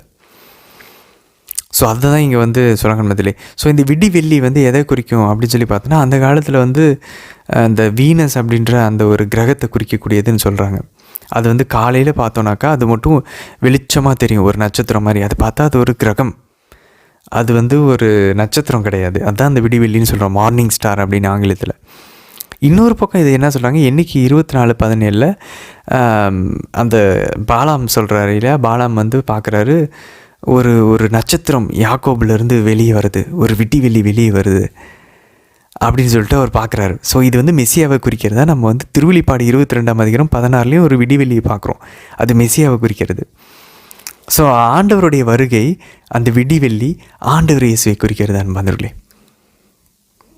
ஸோ வைகரையினுடைய அந்த விடிவெளி புதல்வன் இருந்தவன் சொல்லிட்டு சாத்தானையும் அது குறிக்கும், லூசிஃபர்னு, லைட் பேரர். அதுவும் அங்கே ஒரு ஒரு ஒரு இன்டர்பிரிட்டேஷன் இருக்குது. ஸோ அவன் ஒளியின் தூதனாக இருந்தவன் ஒளி இழந்து இருளின் ஒரு அடிமையான ஒரு விழுந்து போன ஒரு இருட்டினுடைய ஒரு தூதனாக மாறிவிட்டான். 20ஆம் வசனம் பாருங்கள் நண்பர்களே. மறைநூலில் உள்ள எந்த இறைவாக்கும் எவரது சொந்த விளக்கத்திற்கும் உட்பட்டது அல்ல என்பதை நீங்கள் முதலில் அறிய வேண்டும். அம்மதிலே எல்லா இறைவாக்குகளும் ஆவியினவர் தான் அதை இன்ஸ்பயர் பண்ணி அதை இறைவாக்கு வரைக்கிறார். அப்போ அதனுடைய விளக்கங்களையும் நம்ம சொந்தமாக கொடுக்க முடியாது, ஆவியினவரோட நிரம்பி தான் அதை கொடுக்க முடியும். இப்போ ஒரு சில பிரிந்து போன சகோதரர்கள் என்ன சொல்லுவாங்க, அப்படி பார்த்தா அப்போ ஆவியினவர் எல்லாருக்கும் தானே கொடுத்துருக்காங்க, அப்போ நம்ம கரெக்டாக விளக்கிக்கலாம் அப்படின்றாங்க. இல்லை, ஆண்டவர் அப்படி சொல்ல கிடையாது எங்கேயுமே. அப்படி புதிய ஏற்பாட்டில் அப்படின்னா நீங்கள் இறைவாக்குகளை நீங்களே புரிஞ்சுக்கோங்கன்னு சொல்லலை. ஆண்டவர் என்ன பண்ணியிருக்காரு, திருச்சபையை கொடுத்துட்டு போகிறார். அப்போஸ்தலர்களுக்கு அந்த அதிகாரத்தை கொடுத்துருக்காரு. யோவான் 14:26, 16, 13 பார்க்குறோம். அதே மாதிரி போதகர்களையும் திருச்சபைக்கு ஆயர்களையும் கண்காணிப்பாளர்களையும் கொடுத்துருக்காரு. 1 தீமோத்தி 6:20, 2 தீமோத்தி 1:14, 2 தீமோத்தி 2:2 இதெல்லாம் பார்க்குறோம். ஸோ தூயவனுடைய கொடைகள் கனிகள்லாம் நம்ம பார்க்குறோம். கற்பிக்கிறவங்க போதகர்கள்லாம் கொடுத்துருக்காரு, டீச்சர்ஸ்லாம். ஸோ அவங்க தான் இதை நமக்கு எடுத்து உரைக்கணும். அந்த மாதிரி ஏற்கனவே திருச்சபையின் தந்தையர்கள் நமக்கு விளக்கங்களை கொடுத்துட்டு போயிருக்காங்க. அதெல்லாம் ஒத்து போதா, நம்ம பாட்டுக்கு சொந்தமாக ஒரு விளக்கம் கொடுக்கக்கூடாது முதல்ல. இப்போ அதனால தான் பிரிந்து போன சகோதரர்கள் நிறைய புது புது விளக்கம் கொடுத்துட்டு போயிட்டே இருக்கிறாங்க. அது ஏற்கனவே முன்னாடி இருக்கிற திருச்சபையில் இதுக்கு முன்னாடி 2000 வருஷம் நம்ம திடீர்னு குதிக்கலை. இன்றைக்கி நம்ம இந்த பைபிள் வாசிக்கல, 2000 வருஷமாக இந்த பைபிள் வாசிச்சுட்டு தான் இருக்காங்க. அவங்க எப்படி இந்த வசனத்தை பார்க்குறாங்க? நான் பார்க்குற விதமும் அவங்க பார்க்குற விதமும் ஒத்து போகுதா? அப்போது நான் சொல்கிறது கரெக்டு. அது எப்படி திடீர்னு எனக்கு ஆவியானவர் இப்போ 2000 வருஷம் கழிச்சு புதுசாக எனக்கு தோண்டுவார்? அப்போ அதை உள்ளே சொல்கிறது ஆவியானவரா இல்லை அது என்னுடைய எண்ணமா? சார் நம்ம அப்படி யோசிச்சு பார்க்கணும்ல. அதனால தான் புனித பவுல் சொல்கிறாரு, இதை நிறைய பேர் அவங்களுடைய இதுக்கு ட்விஸ்ட் பண்ணி மாற்றிக்கிறாங்க அப்படின்னு சொல்லிட்டு. அதுக்கப்புறம் பாருங்கள் நண்பர்களே, 2ஆம் அதிகாரம் 1லேருந்து 22 வசனங்கள் ஃபுல்லாக அவர் மெயினாக என்ன சொல்கிறாரு, இந்த இந்த போலி இறைவாக்கினர்களுக்கு வரக்கூடிய அழிவை பற்றி அவர் பேசுகிறார். இது நீங்கள் பார்த்தீங்கன்னா மாதிரி யூதா எழுதின திருமுகம் நம்ம வாசிக்க போகிறல, ஜூட் யூதாவினுடைய திருமுகம் 4லேருந்து 13 அப்புறம் 16லேருந்து 18 வசனங்கள் பார்த்தீங்கன்னா எக்ஸாக்டாக இங்கே இருக்கிறது அப்படியே இருக்கும். ஸோ அதனால் ஒரு சில இறையில அறிஞர்கள் என்ன சொல்கிறாங்க, இந்த புனித பேதுருடைய கடிதத்திலேருந்து யூதா எடுத்துருக்கலாம் அப்படின்னு சொல்கிறாங்க. ஒரு சில பேர் என்ன சொல்கிறாங்க, இல்லை யூதா புனித பேதுருடைய கடிதத்திலேருந்து எடுத்துக்கிறாங்க அப்படின்னு சொல்கிறாங்க. முதலே அதுக்கு நம்ம பாரம்பரிய அறிஞர்கள் என்ன சொல்கிறாங்க, எதுவாக வேணால் இருந்துட்டு போட்டோம்யா, ஒருத்தருடைய கருத்தை எடுத்து இன்னொருத்தர் அவருடைய கடிதத்தில் எழுதுறது தப்பு கிடையாது. அதனால் இது எந்த விதத்துலேயும் புனித பேதுரு எழுதலை அப்படின்றத மட்டும் நீங்கள் சொன்னால் நாங்கள் ஏற்றுக்க முடியாது. அது கிடையாது, இது புனித பேதுரு தான் எழுதினார். இவர் எழுதுறதை பார்த்து யூதா அதை எழுதினாரோ இல்லை யூதாவோட இதுலேருந்து பேதுரு எழுதினாரோ நமக்கு தெரியாது. ஆனால் அதில் எந்த குழப்பமும் பிரச்சனையும் இல்லை. ஒரு சத்தியத்தை ஆவியானவர் அங்கே இருக்கிற விஷயங்களை எடுத்து இங்கே போடுறதுல ஆவியானவர் எந்த தப்பும் சொல்லுவோம். நம்ம தான் அதை ஏதோ ஒரு தாழ்ச்சி இல்லாத ஒரு செயலை நம்ம பார்க்குறோம். அது எப்படி யூதாவோட எடுத்து பேதுரு போடலான்னு.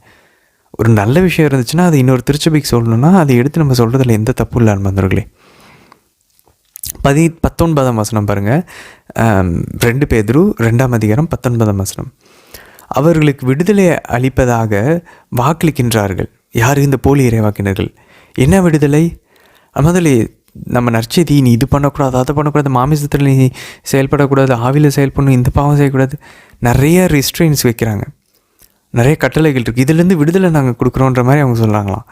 ஆனால் தாங்களே அழிவுக்கு அடிமைகளாய் இருக்கின்றனர். ஏனெனில் ஒவ்வொருவரும் தம்மை அடக்கி கொண்டிருப்பதற்கு அடிமைகளாக இருக்கிறார்கள். எவ்வளோ ஞானம் பாருங்கள் நண்பர்களே. நம்மளை எதெல்லாம் அடக்கிட்டுருக்கு, த திங்ஸ் தட் ஓவர் கம்மஸ், அதுக்கெல்லாம் நம்ம ஸ்லேவ்ஸாக இருக்கிறோம், அதுக்கெல்லாம் நம்ம அடிமைகளாக இருக்கிறோம். அதனால் சொல்கிறாங்க, இப்போ இந்த காலத்தில் என்ன சொல்கிறாங்க, எனக்கு நான் என்ன நினைக்கிறேனோ அதை நான் செய்யணும், அதுதான் சுதந்திரம்னு நினைக்கிறாங்க. இல்லை, நம்ம நினச்சதெல்லாம் செய்கிறது சுதந்திரம் கிடையாது. நம்மளுடைய உடலுக்கு அடிமையாக இருக்கிறோன்னு அர்த்தம். அப்படின்னா எனக்கு தோணுது நான் ஒரு இது வாங்கி சாப்பிடணும், நான் போய் வாங்கி சாப்பிட்ருவேன். எனக்கு தோணுது நான் இதை செய்யணும், நான் போய் செஞ்சுருவேன். இல்லை உனக்கு தோன்றதெல்லாம் செஞ்சுட்டு தான் அந்த இம்பல்ஸுக்கு ஏற்ற மாதிரி நம்ம நடந்துக்கிட்டு இருக்கோம்னு அர்த்தம். அதை பொறுமையாக கிறிஸ்து இயேசுவுக்கு அதை கீழ்ப்படுத்தி இது ஆண்டவருடைய விருப்பமானு பார்த்து செய்யணும். இல்லைன்னா நம்ம மாமிசத்தின்படி செஞ்சிட்ருக்கோம் வந்துட்டு. ஸோ அப்போ அதில் தான் நம்மளை அடிமையாகிட்டு இருக்கு நம்மளோட உடலின் உணர்வுகள். 20ஆம் வசனம் பாருங்கள். நம் ஆண்டவரும் மீட்பருமாகிய இயேசு கிறிஸ்துவை அறிந்து உலகத்தின் அழிவு சக்திகளிலிருந்து தப்பினவர்கள் மீண்டும் அவற்றில் சிக்கி அவற்றால் ஆட்கொள்ளப்பட்டால் அவர்களுடைய பிந்தைய நிலைமை முன்னைய நிலைமையை விட கொடுந்தோளாக இருக்கும். என்பதில் இதுதான் நம்ம ஆண்டவர் இயேசு ஒரு உவமையை சொன்னார் தெரியுமா? ஒரு ஆவி வெளியேறிட்டு அதை அங்கங்கே சுற்றி பார்த்துட்டு திரும்பவும் வந்து இந்த வீட்டில் சுற்றி கூட்டி பெருக்கி இருக்கிறத பார்த்துட்டு அது இன்னும் போய் ஒரு 7 ஆவிகளை கூட்டிகிட்டு வந்து முந்தைய நிலைமையை விட பிந்தைய நிலைமை மோசம் ஆண்டவர் சொன்னதை இங்கே புனித பேதுரு திரும்பவும் சொல்கிறார். என்பதில் இது ஒரு சில திருச்சபையின் தந்தைகள் நம்ம ஏற்கனவே பார்த்ததில்லை. அப்போ அவர் வந்து க்ளீனாக பார்த்துருக்கூடாது.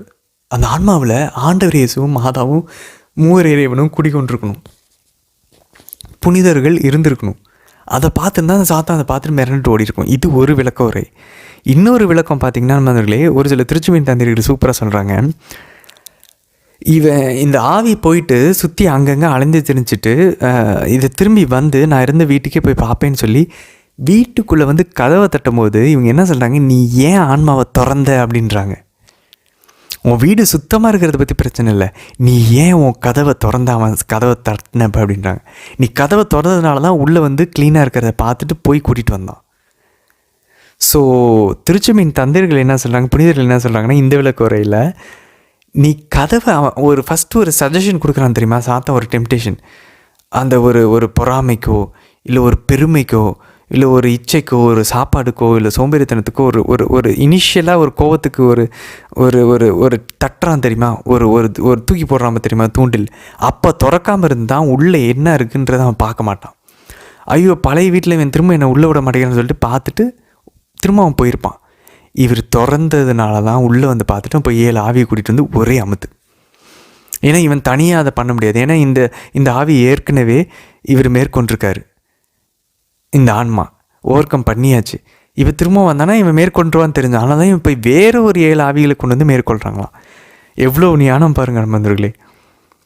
அப்போ நம்ம டோரை ஓப்பன் பண்ணாமல் இருந்தால் வேறு எந்த பாவமும் நம்மக்குள்ளே வராமல் இருக்கும். இந்த பாவத்தோடய நிறுத்திடுவோம். இப்போ இதை நம்ம வந்து ரெசிஸ்ட் பண்ணிட்டோம், வேறு ஒன்று கொண்டு வருவோம். இப்போ உதாரணத்துக்கு போஜன பிரியத்தை நிறுத்திட்டோன்னா கோவத்தை கொண்டு வருவான். அப்போ நம்ம டோரை எதுக்குமே ஓப்பன் பண்ணாமல் இருந்தால் கோவத்துலேயும் மாட்ட மாட்டோம். டோரை இந்த போஜன பிரிய ஆவிக்கு திரும்ப ஓப்பன் பண்ணோம் அப்படின்னா அவன் கோவத்தை உள்ளே கொண்டு வருவான், இல்லை இச்சையை கொண்டு வருவான். அப்போ மாட்டுவோம். 8ஆம் வசனம் பாருங்கள். ஆண்டவரின் பார்வையில் ஒரு நாள் 1000 ஆண்டுகள் போலவும் 1000 ஆண்டுகள் ஒரு நாள் போலவும் இருக்கின்றன. அந்த இதில் ஏற்கனவே பார்த்தோம், திருப்பாடல் 90 4ஆம் வசனத்தில் இதை நம்ம பார்க்குறோம். ஸோ இது எதை குறிக்குது? ஆண்டவரை பொறுத்த வரைக்கும் ஆண்டவர் காலத்துக்கு அப்பாற்பட்டவர். நமக்கு ஒரு நாள் 1000 ஆண்டுகள் இதெல்லாம் இருக்கும். ஆண்டவருக்கு அதெல்லாம் வேறு மாதிரி, அவர் வேறு ஒரு காலத்தில் இருக்கார். ஸோ அவர் வந்து காலத்துக்கு கட்டுப்பட்டுள்ள. அப்போ முதல் நாள் இது படைத்தார், 2வது நாள் இது படைத்தார்ன்றப்ப அந்த சீக்வன்ஸ் தான் சொல்கிறாங்க எந்த அடிப்படையில் அது படைக்கப்பட்டது. எக்ஸாக்டாக முதல் நாள் படைத்தார், அடுத்த நாள் படைத்தார், நம்மளுடைய டைம் படி அது நடக்கலை. ஸோ ஆண்டவர் இந்த சீக்வன்ஸில் இந்த ஒரு ஆர்டரில் அதை படைச்சிருக்காரு. அதை தான் நம்ம எடுத்துக்கு போகிறோம். ஏன்னா ஆண்டவருக்கு டைமு காலங்களுக்கு அப்பாற்பட்டவர் அவர் அப்படின்னு சொல்லி நம்ம பார்க்குறோம் நண்பர்களே. அதுக்கப்புறம் 11 12 வசனங்கள் பாருங்கள். இவை யாவும் 3ஆம் அதிகாரம் 2 பேதுரு 3ஆம் அதிகாரம் 11 12. இவை யாவும் அழிந்து போகுமாதலால் நீங்கள் தூய இறைப்பற்றுள்ள நடத்தையில் மிகவும் சிறந்து விளங்க வேண்டும். கடவுளினாலே எதிர்பார்த்து அவர் வருகையை விரைவுபடுத்த வேண்டும் அப்படின்னு சொல்கிறார். நம்மதில் அப்போ பாருங்களேன், நம்ம தூயவர்களாக இறைப்பற்றவர்களாக வாழ்நிய, ஏன்னா எல்லாம் அழிந்து போக போகுது. நம்ம இப்போ அந்த ஸ்டேட்டில் தான் வாழணும். அந்த புனிதர்கள் நம்ம ஏற்கனவே சொன்னோம், அவங்க டேபிள் மேலே ஒரு எலும்பு கூட வச்சுருப்பாங்க. நான் சீக்கிரமாக சாவ போகிறேன், அட்லீஸ்ட் 2ஆம் வருகை வரலான்னு எனக்கு சாவு சீக்கிரம் வந்துக்கிட்டு இருக்கு. ஒவ்வொரு நாளும் நம்ம கல்லறையை நோக்கி போயிட்டுருக்கோம். அப்போ நான் எப்படி வாழ போகிறேன்? இனி இந்த கொஞ்ச நாள் கடவுளுக்காக வாழ்ந்து முடிக்க போகிறேன்னா இல்லை என்னுடைய ஆசைக்காக வாழ போகிறேன்னா? இவெல்லாம் அழிந்து போகும். அதால் நீங்கள் தூய இறைப்பற்றுள்ள நடத்தையில் மிகவும் சிறந்து விளங்க வேண்டும். கடவுளின் நாளை எதிர்பார்த்து அவர் வருகையை விரைவுபடுத்த வேண்டும். அப்போ முதல்ல அப்போ நம்ம சீக்கிரமாக மனம் மாறணும்னா அவருடைய வருகை சீக்கிரமாக வந்துருமா? அப்போ ஆண்டவருடைய வருகை சீக்கிரமாக வரணும்னா நம்ம மனம் மாறணும், விரைவுபடுத்த வேண்டும் அப்படின்ட்டுருக்கு. 3ஆம் அதிகாரம் 15-16 வசனங்கள் பாருங்கள். நம் அன்பார்ந்த சகோதரர் பவுலும் தமக்கு அருளப்பட்ட ஞானத்தின்படி இவ்வாறு தான் உங்களுக்கு எழுதியுள்ளார். அன்பதில் இங்கே பாருங்கள், அன்பார்ந்த பவுல் தன்னுடைய சகோதரன்னு சொல்கிறார். அப்போ பாருங்கள், முதல்ல இந்த 2 பேதுருவும் இந்த கடிதம் யாருக்கு போகுதோ அவங்க ஏற்கனவே புனித பவுலுடைய கடிதங்களையும் பெற்றிருக்கிறாங்க. ஸோ இது மேபி இதுக்கு முன்னாடி வேறு ஏதோ ஒரு கடிதம் எழுதப்பட்டு அது தொலைந்து போன கடிதமாக இருக்கலாம். அப்படி இல்லைனாக்கா ஏற்கனவே அவருடைய லெட்டரில் கூறப்பட்ட விஷயங்களாக இருந்துச்சு அப்படின்னாக்கா இதை ஏற்கனவே அவர் புனித பேதுரு என்ன சொல்கிறார், நான் ஏற்கனவே உங்களுக்கு ஒரு லெட்டர் எழுதினேன் அப்படின்றாரு 1 பேதுரு. அப்போ அப்படின்னா 1 பேதுரு யாருக்கு எழுதினார்? ஆசியா மைனர் துருக்கியில் இருக்கவங்களுக்கு. அப்போ ஆசியா மைனர் கண்டத்தில் இருக்கவங்களுக்கு என்னென்ன லெட்டர்லாம் புனித பவுல் ஏற்கனவே எழுதினார்? கலாத்தியர், எபேசியர், கொலோசியர். இது 3 தான் ஆசியா கண்டத்தில் இருக்குது. அப்போ கலாத்தியர், எபேசியர், கொலோசியர் தான் இவர் பவுல் எழுதியிருக்கிற அந்த கடிதங்களை பற்றி தான் இப்போ புனித பேதுரு பேசுகிறார். நம்ம அன்பார்ந்த சகோதரர் பவுல் தமக்கு அருளப்பட்ட ஞானத்தின்படி இவ்வாறு தான் உங்களுக்கு எழுதியுள்ளார். ஸோ இந்த ஒருவேளை இவங்க ஆசிய ஆளுங்களாக தான் இருந்தாங்கன்னா இந்த கடிதத்தை பற்றி தான் அவர் பேசுகிறார். கலாத்தியர், எபேசியர், கொலோசியர். 16ஆம் வசனம் பாருங்கள். அவருடைய திருமுகங்களில் புரிந்து கொள்வதற்கு கடினமானவை சில உண்டு. அப்போ புனித பேதுரு என்ன சொல்கிறாருன்னா, புனித பவுலுடைய கடிதங்களை புரிந்து கொள்வதற்கு கடினமான சில விஷயங்கள் உண்டு. கல்வி அறிவில்லாதவர்களும் உறுதியற்றவர்களும் மறைநூலின் மற்ற பகுதிகளை பொருள் திரித்து கூறுவது போல இவற்றுக்கும் கூறுகின்றனர். அதனால் தங்களுக்கே அழிவை வரவழைத்து கொண்டிருக்கிறார்கள். அன்பர்களே, அப்போ பாருங்களேன், பவுலுடைய கடிதங்களில் கொஞ்சம் கஷ்டமான விஷயங்கள் இருக்குன்னு புனித பேதுருவே அதை அங்கீகரிக்கிறார். இது புனித பேதுருவால் புரிஞ்சு கொள்ள முடியலன்னு நம்ம சொல்ல முடியாது. முதல்ல மற்றவங்களுக்கு கல்வி அறிவு இல்லாதவர்களுக்கு அது ரொம்ப புரிந்து கொள்வது கஷ்டமாக இருக்கும் அப்படின்னு புனித பேதுரு சொல்கிறார். முதல்ல அதை திரித்து பேசுகிறாங்க. அப்போ பாருங்கள், அப்போ ஒரு மறைநூலை திரித்து நம்ம எப்படி வேணால் சொல்லலாம். சாத்தானும் மறைநூல் வார்த்தைகளே எடுத்து எப்படி வேணால் சொல்லலாம். ஸோ பைபிள் வசனம் இப்படி சொல்லுது அப்படின்னு நம்மக்கிட்ட யாராவது சொன்னாங்க அப்படின்னா அது கத்தோலிக்க திருச்சபையினுடைய இந்த 2000 வருஷம் திருச்சபையினுடைய பாரம்பரியத்தோடு ஒத்துப்போதான் அவங்க சொல்கிறது. உத்திரிக்கை ஸ்தலம்லாம் இல்லை பாருங்கள், பைபிளில் இப்படி ஒரு வசனம் போட்டிருக்கு பாருங்கள். அப்படி மாதாவெல்லாம் நீங்கள் கும்பிடக்கூடாது, மாதா கிட்ட நீங்கள் ஜெபிக்கக்கூடாது. மாதாவை நம்ம கடவுளாக வணங்கலை, பட் ஆனால் நீங்கள் புனிதர்கிட்ட நீங்கள் ஜெபிக்க தேவையில்லை, பைபிள் இப்படி போட்டிருக்கு. மாதா அமல விருப்பம் கிடையாது, மாதா கண்ணி கிடையாது. பாருங்கள், பைபிள் வசனங்களே எடுத்து திரித்து கூற முடியும். பட் ஆனால் திருச்சபை அப்படி இது வரைக்கும் புரிஞ்சுக்கலன்னா நம்ம யார் அப்படி திடீர்னு புரிஞ்சுக்கிறதுக்கு? சரி, 1 தெசலோனிக்கருக்கு போகலாம் பாருங்கள். முதல்ல 1 தெசலோனிக்கரில் 4ஆம் அதிகாரம் 3ஆம் வசனம் பாருங்கள். நீங்கள் கடவுளுடைய திருவுளம் என்னான்னு பாருங்கள். 2 விஷயம் சொல்கிறாங்க. நீங்கள் தூயோர் ஆவதே கடவுளுடைய திருவுளம், பரத்தமையை நீங்கள் தவிர்க்க வேண்டும். அந்த அப்போ பரிசுத்தத்தில் வளர்கிறது தான் கடவுளுடைய திருவுளம். நம்ம ஞானஸ்நானத்தின் போது நமக்குள்ளே பரிசுத்தத்தை ஆண்டவர் நம்மளை கழுவிட்டார். ஆனால் அந்த பரிசுத்தத்தில் நம்ம வளர வேண்டும், தூயோர் ஆகணும். இப்போ ஏற்கனவே ஞானஸ்நானத்தில் நம்ம தூயோர் ஆகிட்டோன்னா அவர் ஏன் தூயோர் ஆகிறத பற்றி பேசுகிறாரு? இன்னும் நம்ம அந்த ஹோலினஸில் ப்ராக்ரெசிவாக வளரணும். இதுதான் திருச்சபை நமக்கு சாங்டிஃபைங் கிரேஸ்ன்னு சொல்லுது, ஏற்புடைமையாக்கும் அருள். ஸோ நமக்குள்ளே ஞானஸ்நானத்தின் போது இந்த சாங்டிஃபைங் கிரேஸ் கொடுக்கப்படுது. ஒரு சாவான பாவம் செஞ்சிட்டோன்னா இந்த ஏற்புடைமையாக்கும் அருளை நம்ம இழந்து விடுவோம். திரும்பவும் பாவ சங்கத்தனம் போய் ஒரு குருவனவர் திருச்சபையின் அதிகாரத்தினால, ஆண்டவர் கொடுத்த அதிகாரத்தினால நம்ம பாவங்களை மன்னிக்கும் போது தான் திரும்பவும் இந்த அருள் நமக்கு கிடைக்கும். அப்போ திரும்பவும் அதில் நம்ம வளரும்போது இந்த சாங்டிஃபைங் கிரேஸ், இந்த அருள் நமக்குள்ளே அதிகரிச்சுட்டே இருக்கும். நம்ம எந்த அளவுக்கு அதிகரிக்கிறோமோ விண்ணகத்தில் நம்மளுடைய நிலை அந்த அளவுக்கு அதிகமாக இருக்கும். ஸோ அதனால தான் இது எந்த வகையிலும் நம்ம கிட்ட நெருங்க முடியாதது மாதா, அதுக்கப்புறம் புனித சூசிய தந்தை, அதுக்கப்புறம் திருமுழுக்கு யோவான், இவங்க எல்லாருமே வருவாங்க நண்பர்களே. அது மட்டும் இல்லை பாருங்கள், 2வது என்ன சொல்கிறார் பாருங்கள். அப்போது நம்ம இந்த ஆண்டவருடைய திருவுளம் ஒன்று நம்ம தூயவராகிறது. ரெண்டாவது பாருங்கள் 5ஆம் அதிகாரம் 16-18 வசனங்கள், எப்பொழுதும் மகிழ்ச்சியாக இருங்கள், இடைவிடாது இறைவனிடம் வேண்டுங்கள். ஸோ சந்தோஷமாக இருக்கணும், இடைவிடாமல் வேண்டணும், எப்போதும் சந்தோஷமாக இருக்கணும், எப்போதும் வேண்டணும், எல்லா சூழலிலும் நன்றி சொல்லணும், எப்போவுமே சந்தோஷமாக இருக்கணும், எப்போவுமே ஆண்டவர்கிட்ட வேண்டணும், இடைவிடாமல் எப்போவுமே எல்லா சூழலிலையும் நன்றி செலுத்தணும். இதுவே உங்களுக்காக கிறிஸ்து இயேசு வழியாக கடவுள் வெளிப்படுத்திய திருவிழம். முதல்ல நம்ம தூயவர்களாக இருக்கணும், அதுக்கப்புறம் எப்பயும் சந்தோஷமாக இருக்கணும், எப்பயுமே இறைவனிடம் வேண்டிக்கிட்டே இருக்கணும், அவரோட பேசிக்கிட்டே இருக்கணுமா, அப்புறம் எல்லா சூழலையும் அவருக்கு நன்றி சொல்லணுமா. இதுதான் ஆண்டவருடைய திருவிழமான் வந்தவர்களே. 4 விஷயம் நம்ம பார்த்துட்டோம். ஹோலியாக இருக்கணும், ஜாய்ஃபுல்லாக இருக்கணும், ப்ரே பண்ணணும், தேங்க்ஸ் பண்ணணும், கிரேட்ஃபுல்லாக இருக்கணும். அதுதான் ஆண்டவருடைய திருவிழான்னு சொல்கிறாங்க நண்பர்களே. அப்படின்னா ஆண்டவர் இயேசு நம்மளோட எப்பயுமே இருக்கிறார். அந்த இதில் நம்ம ஹோலியாக இருக்கணும், சந்தோஷமாக இருக்கணும், அவரோட எப்பயும் உறவாடணும், அவருக்கு எப்பயுமே நன்றி சொல்லணும். இதுதான் வந்து ப்ராக்டிஸிங் ஆஃப் ப்ரெசன்ஸ் ஆஃப் காடுன்றாங்க. மாதாவும் ஆண்டவர் இயேசுவும் ஆவியானவரும் நம்ம கூடவே இருக்கிறத அந்த உணர்வு எப்பயுமே நம்ம வச்சுக்கணுமா. அதுக்கப்புறம் பாருங்கள் 4ஆம் அதிகாரம் 4ஆம் வசனம் 5ஆம் வசனம், உங்களில் ஒவ்வொருவரும் தம் மனைவியை தூயவராக கருதி மதிப்புடன் நடத்த அறிந்திருக்க வேண்டும். கடவுளை அறியாத பிற இனத்தாரை போன்று நீங்கள் கட்டுக்கடங்காத பாலுணர்வுக்கு இடம் கொடுக்க கூடாது. முதலே அந்த இடத்துல அந்த தம் மனைவின்னு இருக்கு தெரியுமா, உங்களில் ஒவ்வொருவரும் தம் மனைவியை தூயவராக கருதி மதிப்புடன் நடத்த அறிந்திருக்க வேண்டும் இருக்கு தெரியுமா. மனைவின்ற இடத்துல ஆக்சுவலாக கிரேக்க வார்த்தை பார்த்திங்கன்னா தன்னுடைய பாத்திரம்னு இருக்குது. ஸோ இதை எப்படி பார்ப்பாங்க அப்படின்னாக்கா, அறிஞர்கள் இதை எப்படி பார்க்குறாங்க, தன்னுடைய உடல் அப்படின்னு சொல்லலாம். ஸோ 2 கொரிந்தியர் 4:7 இது வந்து தன்னுடைய உடலுக்கு குறிக்கிறது இருக்குது. 1 பேதுரு 3:7 வந்து இதை தன்னுடைய மனைவிக்கு இந்த வார்த்தையை போட்டிருக்காங்க. ஸோ இதை வந்து தம் மனைவியை தூயராக கருதி, தன் உடலை தூயராக கருதி மதிப்புடன் நடத்த அறிந்திருக்க வேணும், கட்டுக்கடங்காத பாலுணர்வுக்கு இடம் கொடுக்கக்கூடாதுன்னு நம்ம சொல்லலாம். ஸோ இதை மனைவியும் குறிக்கும், தன் உடலையும் குறிக்கும் அன்பார்ந்தவர்களே இந்த வார்த்தை.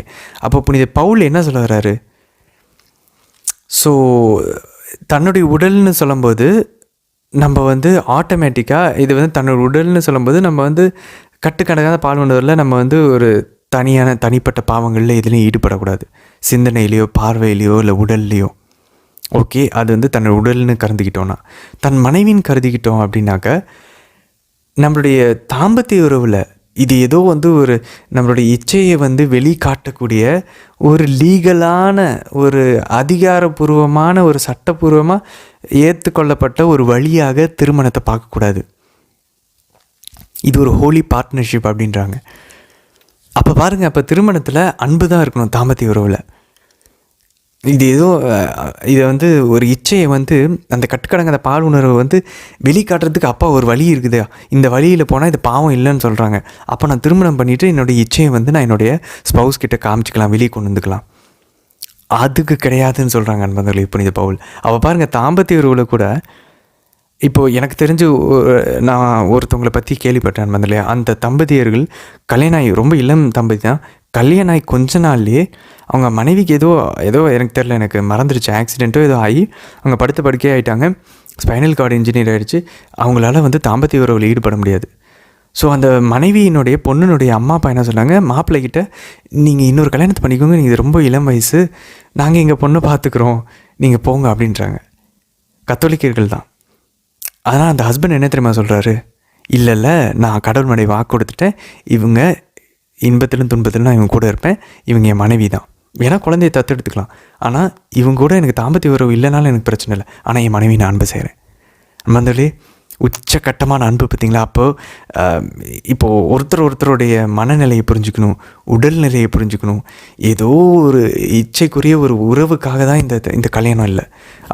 அப்படிப்பட்ட ஒரு உறவோடு உள்ளே போகிறதுனால தான் நிறைய திருமணத்தில் ப்ராப்ளம் நடக்குது. அப்போ புரியுதுங்களா நண்பர்களே. அப்போ என்னோட கட்டுக்கடங்காத பால் உணர்வை எனக்கு வெளிக்காட்டுறதுக்கான ஒரு அதிகாரப்பூர்வமான ஒரு சமுதாயத்தில் எனக்கு அனுமதிக்கக்கூடிய ஒரு வழி திருமணம் அப்படின்னு சொல்லி போனோம் அப்படின்னா திருமணத்தில் பிரச்சனை வரும், உறவில் பிரச்சனை வரும். அதனால தான் கணவன் மனைவி உறவில் நிறைய ப்ராப்ளம் வருது. அப்போ அந்த மாதிரி போகக்கூடாது. முதல்ல இந்த இச்சையை அடக்கிட்டு இச்சையை க்ளோஸ் பண்ணிவிட்டு அன்புனால தான் போகணும் உள்ள. திருமணத்துக்காகட்டும் சரி, துறவற வாழ்க்கைக்குனாலும் சரி, ரெண்டுலேயுமே லஸ்ட்டு வச்சுட்டு இருந்தோன்னா மாட்டிக்கும். இச்சை இருந்துச்சுன்னா காலி. ஸோ திருமணத்தையும் அது பாதிக்கும், துறவற வாழ்க்கையும் அது பாதிக்கும். ரெண்டுக்குமே இச்சை செட் ஆகாது. மற்றவங்கள ஒரு பொருளாக யூஸ் பண்ண முடியாது. அவங்களுடைய மனநிலையை புரிஞ்சுக்கணும், அவங்க டயர்டாக இருக்காங்க, எல்லாத்தையுமே புரிஞ்சுக்கணும். அதனால தான் இந்த கருத்தடை வந்து பாவம்னு திருச்சபை சொல்லுது. ஏன்னா இன்னொருத்தவங்கள ஒரு இச்சையினுடைய ஒரு பொருளாக பயன்படுத்துகிறோம். அதனால் வரக்கூடிய ஒரு குழந்தை அந்த கொடையை வந்து நம்ம கட் பண்ணுறோம். அதனால தான் திருச்சபை அதை தப்புன்னு சொல்லுது. இன்னொரு ஸ்பௌஸை, இன்னொரு கணவனையோ மனைவியோ நம்மளுடைய இச்சைக்கு ஒரு பொருளாக, நம்ம உடலுக்கு ஒரு இன்பமாக அவங்கள வந்து யூஸ் பண்ண முடியாது, யூஸ் பண்ணக்கூடாது. அது தப்பு, சாவான பாவம்னு சொல்லிட்டு தான் திருச்சபை கருத்தடைகளை கான்ட்ராசெப்ஷன்ஸ் எல்லாத்தையுமே கட் பண்ணுது, தப்புன்னு சொல்லுது. ஸோ இப்போ அந்த லாஜிக் நமக்கு புரியுது பாருங்களேன். அப்போ நான் அன்புனால் என்னுடைய கணவனுக்கு என்னையே நான் முழுசாக ஒரு கொடையாக கொடுக்குறேன், ஒரு கிஃப்டாக. என்னுடைய மனைவிக்கு நான் அப்படி கொடுக்குறேன், என் கணவனுக்கு நான் அப்படி கொடுக்குறேன்றப்ப அங்கே அன்புனால் தூண்டப்படும் போது எந்த தடையும் இருக்கக்கூடாது.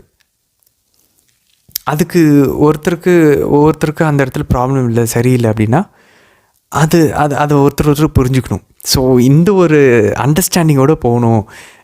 ஒரு செல்ஃப் கண்ட்ரோல் இல்லாமல், தன்னடக்கம் இல்லாமல் திருமண வாழ்க்கைக்குள்ளேயும் போக முடியாது அப்படின்றது இங்கே நம்ம பார்க்குறோம் முதல்ல. சரி, 4ஆம் அதிகாரம் 1 தெசலோனிக்கர் 11ஆம் வசனம் பாருங்கள். நாங்கள் உங்களுக்கு கட்டளையிட்டது போல உங்கள் வேலையை மட்டும் பார்த்து கொண்டு உங்கள் சொந்த கைகளால் உழைத்து அமைதியாய் வாழ்வதில் நோக்கமாக இருங்கள். முதல்ல இது சாதாரண ஒரு வசனம் மாதிரி இருக்குது. ஆனால் அவங்க ஏன் அந்த சொந்த கைகளில் உழைத்து நீங்கள் அமைதியாக நீங்கள் வேலையை பார்த்துட்ருங்கன்னு சொல்கிறாரு அப்படின்னா, தெசலோனிக்கர்கள் வந்து ஆண்டவர் திரும்ப வரப்போறார் அப்படின்னு சொல்லி தெரிஞ்சுக்கிட்டு இருக்கனால இவங்க யாரும் உழைக்காமல் இருக்காங்க. அதில் அதனால வந்து புனித பவுல் சொல்கிறார், இல்லை நீங்கள் உழைங்க, உங்களுக்கு நாங்கள் கட்டிட்டது போல் உங்கள் வேலையை மட்டும் பார்த்து கொண்டு உங்கள் சொந்த கைகளால் உழைத்து அமைதியாய் வாழுங்கள் அப்படின்னு சொல்கிறாரு. அப்போ பாருங்கள், நம்ம சொந்த கைகளில் உழைக்கணும் ஃபஸ்ட் பாயிண்ட்டு. செகண்டு, வேலையை மட்டும் பார்த்துக்கிட்டு அமைதியாக இருங்க அப்படின்னு. அதனால இது சும்மா லைட்டாக கேட்குறதுக்கு நார்மலான ஒரு வசனமாக இருக்குது. ஐயோ, நிறைய பிரச்சனைகள் இது குறைக்கும் அன்பார்ந்தவர்களே. மற்றவங்களுடைய பொழப்பில் போய் தலையிடுறதே நமக்கு வேலையாக இருக்குது. ரோட்டில் போகும்போது ஏதாவது தேவையில்லாமல் வாய் விட்டுறது, அவன் திருப்பி நம்மளை வந்து காயப்படுத்துறது, இது தான் நமக்கு ஒரு பெரிய மற்றவங்களோட பஞ்சாயத்துக்குள்ளே நம்ம எதுக்கு உள்ளே போகணும் அன்பார்ந்தவர்களே. நம்மளோட வேலையை மட்டும் பார்த்துக்கிட்டு நம்ம அமைதியாக, நான் உண்டு, என் வேலை உண்டு, என்னுடைய பாவத்தை நம்ம பார்த்துக்கிட்டு நம்ம அதுலேருந்து வெளியேறதுக்கு முயற்சித்தோன்னா எல்லாமே பிரச்சனை. மற்ற குடும்ப பிரச்சனைக்குள்ளே உள்ளே போய் மூக்கு நுழைக்கிறது, கணவன் மனைவி உறவுக்குள்ளே போய் மூக்கு நுழைக்கிறது, இதெல்லாம் கட் பண்ண வேண்டியிருக்கு. ஸோ அவர் தெளிவாக சொல்கிறார் முதல்ல, நம்ம வந்து ஆண்டவர் இயேசு கிறிஸ்துவை எதிர்நோக்கி கொண்டு இருக்கிறோமா, அப்போ நம்ம வேலையை பார்த்துக்கொண்டு நம்ம கைகளை உழைச்சிட்டு நம்ம கைகள்னால உழைச்சி அமைதியாக இருந்துட்டு வாழ்ந்துட்டு போகணும். அதில் மட்டுமே நோக்கமாக இருங்க அப்படின்றாரு. அதனால என்ன நல்லது பாருங்கள், 12ஆம் வசனம் சொல்லுது, அப்பொழுது திருச்சபைக்கு வெளியே இருப்பவர்களின் நன்மதிப்பை பெறுவீர்கள், பிறர் கையை நம்பாதபடி வாழ்வீர்கள். அன்பார்ந்தவர்களே, இது நம்ம ஏற்கனவே பார்த்தோம். கடன் கொடுக்கலாமா கொடுக்கக்கூடாதா, அந்த ஒரு விளக்குறையில் நம்ம ஏற்கனவே பார்த்துட்டோம். ஐயோ, பிறருடைய கைகளை நம்பி வாழவே கூடாது. பாருங்கள், பைபிள் தெளிவாக சொல்லுது. அன்பார்ந்தவர்களே, ஹெல்ப்பு கேட்குறது தப்பு இல்லை, ஆனால் அது உண்மையிலே முடியாதப்ப கேட்கணும். முடியாத ஒரு நிலையில் எப்பயுமே எப்படி வாழ முடியும் அன்பார்ந்தவர்களே? அப்போது நம்ம ஏற்கனவே சொன்னது போல் அந்த ஒரு தேவையை குறைச்சிக்கணும். சாப்பாடே இல்லைனாலும் பரவாயில்ல, மற்றவங்களுக்கு கையை நம்பி வாழவே கூடாது. அப்படி முடியலையா, நான் அப்படிப்பட்ட ஒரு ஸ்கூலில் நான் போட மாட்டேன். ஆண்டவர் எனக்கு அந்த சின்ன பாருங்கள், நிறைய பேர் வந்து தமிழ் மீடியமில் படிச்சுட்டு எவ்வளோ பெரிய அறிஞர்களாகவும் பெரிய சயின்டிஸ்டாகவும் ஆகிருக்கிறாங்க. என்னால் முடியலையா, இந்த கவர்மெண்ட் ஸ்கூலில் நான் போடுவேன், இந்த கவர்மெண்ட் காலேஜில் நான் படிக்க வைப்பேன், இந்த கவர்மெண்ட் ஹாஸ்பிட்டலுக்கு நான் போவேன், வேறு வழி இல்லை. நான் ஏன் இன்னொருத்தவங்களோட போய் கையை நான் எதிர்பார்க்கணும்? நான் ஒரு கிறிஸ்தவன், எனக்குன்னு ஆண்டவர் வந்து ஒரு இதை கொடுத்துருக்காரு, ஒரு மதிப்பு இருக்குது எனக்கு. ஏன்னா நம்ம ஆண்டவரை வந்து கிறிஸ்டின்ஸ் சொல்கிறோம் பாருங்கள், இப்படி வந்து அப்போ பாருங்கள், நம்ம இந்த ஒரு வீக் பாயிண்ட் நம்ம வச்சுக்கிட்டு வந்தோம்னு வச்சுக்கோங்களேன், நம்மக்கிட்ட பணம் இல்லை அப்படின்னு சொல்லிட்டு ஆட்டோமேட்டிக்காக அந்த வீக் பாயிண்டில் நம்மளை யார் வேணால் என்ன வேணால் பண்ணலாம், நம்ம கடவுளுக்கு சேவை செய்ய முடியாதான்னு வந்தோடே. இந்த பணத்தை தேடி இந்த பணம் யாரை கொடுக்குறாங்களோ அவங்கள கடவுளாக பார்த்துக்கிட்டு இருப்போம்.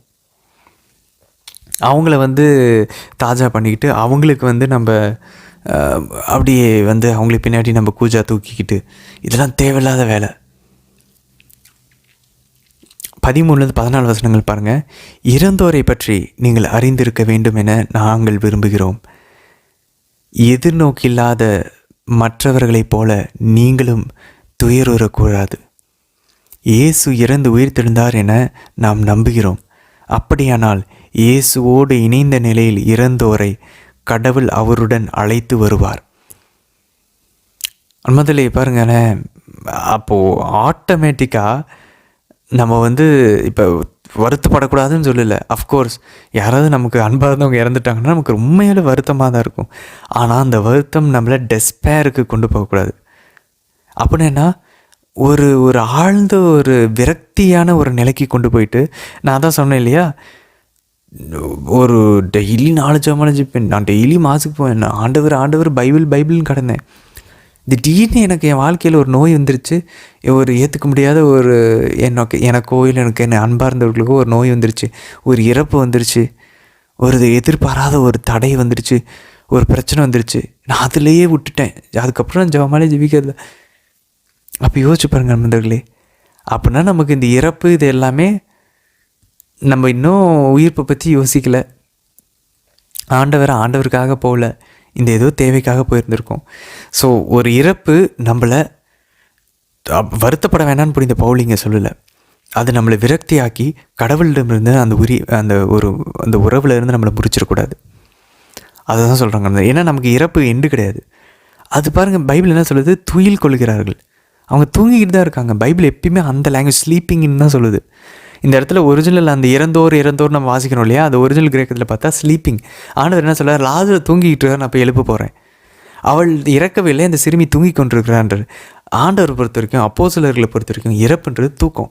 இப்போ தூங்குனா நம்ம இன்னொரு உலகத்துக்குள்ளே போகிறோம், கனவுல. அந்த மாதிரி தான் ஆன்மா ஆண்டவர்கிட்ட போகுது. ஆனால் உண்மையான இறப்புன்றது பைபிள் என்ன சொல்லுது, என் மகன் இவன் இறந்திருந்தான், இப்பொழுது உயிர் பெற்று எழுந்துள்ளான். ஊதாரி மகனை பார்த்து அப்பா சொல்கிறார், நீ பழத்தை சாப்பிட்டினால் சாகவாய், உடம்புலையும் சாவ, ஆன்மாவிலையும் செத்துருவேன், என்னை விட்டு உறவில் நீ இறந்துருவேன், என் மகனாக இருக்க மாட்டேன். ஸோ பாவத்தில் வாழ்கிறது, அப்பா விட்டு பிரிஞ்சிருக்கிறது தான் இறப்பு அன்பர்களே. உண்மையான இறப்பு தூங்குறது தான் நம்மளை பொறுத்த வரைக்கும். ஓகே, என்னுடைய சகோதரன், என்னுடைய அப்பா அம்மா, என்னுடைய பிள்ளைங்க, என்னுடைய கணவன், என்னோட மனைவி தூங்கியிருக்காங்க, அவங்க ஆண்டவரோட இப்போ இருப்பாங்க. அதுக்கு நம்ம உறுதிப்படுத்துகிறோமா, அதுக்கேற்ற மாதிரி அவங்கள நம்ம வாழ வச்சுருக்கோமா, அதுதான் கேள்வி. சரி, எப்படி 2ஆம் வருகை இருக்கும் பாருங்கள். 16ஆம் வசனம் சொல்லுது பாருங்கள், கட்டளை பிறக்க. முதல்ல இந்த கட்டளைன்றது என்னது, நம்ம யோவான் நற்செய்தி 5ஆம் அதிகாரம் 28 29 சொல்லலாம். மானிட மகன் அவருடைய குரலை கேட்கும்போது கல்லறைகள்லேருந்து அதை கேட்கிறவர்கள் எழுந்து வருவாங்க இறுதி தீர்ப்புக்கு அப்படின்னு சொல்லி ஆண்டவர் சொல்கிறார். ஸோ கட்டளை பிறக்கும் அப்படின்னா மானிட மகன் ஆண்டவர் இயேசுடைய குரல் வெளியே வருமா. ஸோ இறுதி தீர்ப்பும் போது முதல்ல ஆண்டவருடைய குரல் வரும், கட்டளை பிறக்கும். 2வது, அப்போ ஆண்டவர் சொன்னதுக்கப்புறம், அவரோட குரல் கேட்டதுக்கப்புறம் தலைமை வானதூதர் குரல் ஒலிக்க கடவுளின் எக்காலம் முழங்கும். மேபி அந்த வானதூதர் மிக்கேல் அதிதூதராக இருக்கலாம் அப்படின்னு சொல்கிறாங்க. ஏன்னா அவர் தான் மக்களினுடைய பாதுகாவலராக இருக்கிறார், தானியேல் 12:1. அப்புறம் கடவுளுடைய போர் அந்த படையினுடைய தலைவராகவும் இருக்கிறார், யூதா 9, திருவெளிப்பாடு 12:7. ஸோ அதனால் வானதூதர் மிக்கேலாக இருக்கலாம் அப்படின்னு சொல்லி சொல்கிறாங்க. அப்படி இந்த மிக்கேல் ஆண்டவர் வானின்று இறங்கி வருவார் என்பதிலே தானியேலில் இது நம்ம வாசித்தோம். ஆண்டவர் வானத்திலேருந்து இறங்கி வருவார். ஸோ இந்த ஆண்டவர் இறங்கி வருது என்பதிலே விடுதலை பயணம் 19:16-20 தந்தை சீனாய் மலையில் இறங்கி வந்தப்போ இதே போல் மலைகளின் மேலே நெருப்பு மேகங்களின் மேலே இறங்கி வந்தார். அப்போவும் இதே போல் எக்காங்கள் ஊதப்பட்டுச்சு. அப்போ இஸ்ரேல் மக்கள் அவரை சந்திக்க போனாங்க. ஸோ அதே போல் தான் இப்போ 2ஆம் வருகையும் இருக்கும், மகன் வரும்போதும். அதே போல் தான் இந்த எக்காலம் முழங்கி தான் இஸ்ரேல் மக்கள் அவங்க வாக்களிக்கப்பட்ட நாட்டுக்குள்ளே போனாங்க. யோசுவா 5 வாசித்தோம், 6ஆம் அதிகாரத்தெல்லாம் வாசித்தோம். தானியேல் தான் 7ஆம் அதிகாரத்தில் பார்க்குறாரு. 10ஆம் வசனத்துலேருந்து 27 வரைக்கும் நம்ம வாசித்தோன்னா மெசியா ஆண்டவர் இயேசு மேகங்களின் மேலேருந்து இறங்கி வர்றார். ஸோ இப்படி தான் அவருடைய 2ஆம் வருகை வரும். இதை தான் நம்ம லூக்கா நற்செய்தியிலையும் வாசித்தோம். ஆண்டவர் எப்படி ஏறி சென்றாரோ மேகங்களின் மேலே, அதே போல தான் அவரும் இறங்கி வருவார். பாருங்கள், 17-18 வருஷங்கள் சொல்லுது. எந்த ஆர்டரில் சரி உயிர் தள்ள போகிறாரு. ஏற்கனவே நமக்கு சொந்தக்காரங்களாம் இறந்துருக்குறாங்க. இப்போ அவங்க முதல்ல வருவாங்களா, நம்ம முதல்ல போவோமா? பாருங்கள், அந்த இறந்து போனவர்கள் முதல்ல உயிர் பெற்று எழுவார்கள். அதுதான் ஆர்டர். ஆண்டவருடைய 2ஆம் வருகையின் போது. ஸோ கட்டளை பிறக்கும், வானதூதர் குரல் எழுப்பி எக்காலம் எழுதுவார். அப்போ உடனே வந்து ஆண்டவர் வந்து வானின்று இறங்கி வருவார். அவர் இறங்கி வரும்போது இந்த இறந்தவர்கள் முதல்ல உயிர் பெற்று எழுவார்கள். அவர்களோடு மேகங்களோடு எடுத்து கொள்ளப்பட்டு நம்ம எல்லாம் வான்வெளியில் ஆண்டவரை எதிர்கொள்ள செல்வோம். இவ்வாறு எப்போதும் நம்ம ஆண்டவரோடு இருப்போம். முதல்ல அப்போ பாருங்களேன், இதுதான் புனித பவுலுக்கு வந்து ஆறுதலாக இருந்திருக்கு துன்பத்துக்கு மத்தியில். பாருங்கள், எனவே வார்த்தைகளை சொல்லி ஒருவருக்கு ஒருவர் தேற்றிக்கொள்ளுங்கள். நம்ம அந்த மாதிரி சொல்கிற நிலைமையிலே தேற்றுற நிலைமையில் நமக்கு எங்கே வருத்தமே இல்லையே இதை பற்றிலாம். நமக்கு எதுக்கு இந்த மாதிரி தேற்றணும்? நம்ம எப்படி 2ஆம் வருகை, நம்ம கிறிஸ்துவ வாழ்க்கையை நினச்சா துன்பப்பட்டுருக்கோம். நம்மளுடைய உலக வாழ்க்கையை நினச்சி துன்பப்பட்டுருக்கோம். நான் கிறிஸ்டினாக இருக்கிறேன், எனக்கு இதில் துன்பமாக இருக்குது, என்னால் இந்த பாத்து விட்டு போராட முடியல, பைபிள் சொல்கிறபடி என்னால் நடக்க முடியல, எனக்கு சவாலாக இருக்குது. இந்த துன்பம் இருந்துச்சுன்னா ஆண்டவர் எதிர்கொள்கிறதெல்லாம் நினச்சி நம்ம ஆறுதல் படலாம். ஆனால் நம்ம எந்த துன்பப்பட்டுருக்கோம்? எனக்கு இன்னும் வேலை கிடைக்கல, எனக்கு இன்னும் குழந்தை பாக்கியம் இல்லை, எனக்கு இன்னும் கல்யாணம் ஆகலை, எனக்கு இன்னும் இந்த நோய் போக மாட்டேங்குது, உலக விஷயங்களை நினச்சி கவலைப்பட்டுருக்கோம். அப்புறம் எதுக்கு நமக்கு இந்த ஆறுதல் தேவை? சொல்லுங்களேன் நண்பர்களே. பாருங்களேன், நம்ம டோட்டலாக நம்ம பெர்ஸ்பெக்டிவே தப்பாக இருக்குது. கிறிஸ்தவ வாழ்க்கையை எப்படி வாழணுமோ நம்ம அதை வாழவே மாட்டேங்கிறோம். அதுக்கப்புறம் பாருங்கள், 5ஆம் அதிகாரம் தெசலோனிக்கர் 1 தெசலோனிக்கர் 5ஆம் அதிகாரம் 4-5 வசனங்கள். நீங்கள் இருளில் நடப்பவர்கள் அல்ல, ஆகவே அந்த நாள் திருடனை போல உங்களுக்கு வராது. நீங்கள் எல்லாரும் ஒளியை சார்ந்தவர்கள், பகலில் நடப்பவர்கள், நாம் இரவையோ இருளையோ சார்ந்தவர்கள் அல்ல. அன்பதில் எபேசியர் 5:8-9 சொல்லுது, நம்ம பகலை சார்ந்தவர்கள், ஒளியை சார்ந்தவர்கள்னால் அதுக்கான கனிகளை கொடுப்போமா, நம்ம இருளை சார்ந்தவர்கள்னால் அதுக்கான கனிகளை தரமாட்டோம். அப்போ பகலை சார்ந்தவர்களுடைய கனிகள் என்ன? எபேசியர் 5:8-9 புனித பவுல் சொல்கிறாரு, குட்னஸ் நன்மையும், நீதியையும், ரைச்சியஸ்னஸையும், ட்ரூத் உண்மையும், இதனுடைய கனிகளை நம்ம கொடுப்போமா? அப்போ நமக்கு இது வந்து ஒரு பேறுகால வழியாக இருக்காது. உண்மையும் நீதியும் நன்மையும் செய்யாதவங்களுக்கு தான் இது ஒரு திடீர்னு ஒரு லேபர் பெயினை போல், திடீர்னு ஒரு பேறுகால வழியை போல் அவங்களுக்கு வருமா? அப்புறம் 7-8 வருஷங்களை பாருங்கள். உறங்குபவர் இரவில் தான் உறங்குபவர், குடிவெறியார் இரவில் தான் குடிபோதையில் இருப்பவர், ஆனால் பகலை சார்ந்த நாம் அறிவு தெளிவோடு இருப்போம். முதல்ல அப்போ பாருங்களேன், பைபிளை பொறுத்தவரைக்கும் தூங்குறவங்க தூங்கிட்டு தான் இருப்போம். தூங்குறதுன்றது அந்த ஸ்பிரிச்சுவல் ஸ்லாத், ஆவிக்குரிய வாழ்க்கையில் சோம்பேறியாக இருக்கிறது. கெஸ்தமனி தோட்டத்தில் அப்படி தான் பார்த்தோம், ஜெபிக்காமல் இருக்கிறது. உறங்குறவங்க தான் உறங்கிட்டு இருப்பாங்க, அப்போ தான் பாவம் நடக்கும். பகலை சார்ந்த நம்ம அறிவு தெளிவோடு இருப்போம். ஊதாரி மகனுக்கு என்ன வந்துச்சு? பன்றிகள் கொடுக்கக்கூடிய நெற்றிகள் கூட கொடுப்பார் இல்லாதப்போ தான் அவன் தன் அறிவு தெளிவுக்கு வந்தான்னு நம்ம பார்க்குறோம். He came to his senses. அப்போ நம்ம பகலை சார்ந்தவர்கள்லாம் இந்த ஊதாரி மகனுக்கு இருந்த அறிவு தெளிவோடு இருப்போம். நான் ஒரு மன்னிக்கப்பட்ட பாவி, நான் என் தந்தை கூட நான் திரும்ப போய் சேருவேன். அந்த முயற்சியில் தான் நம்ம ஈடுபட்டிருப்போம். 12-13 வசனங்கள் பாருங்கள் நண்பர்களே.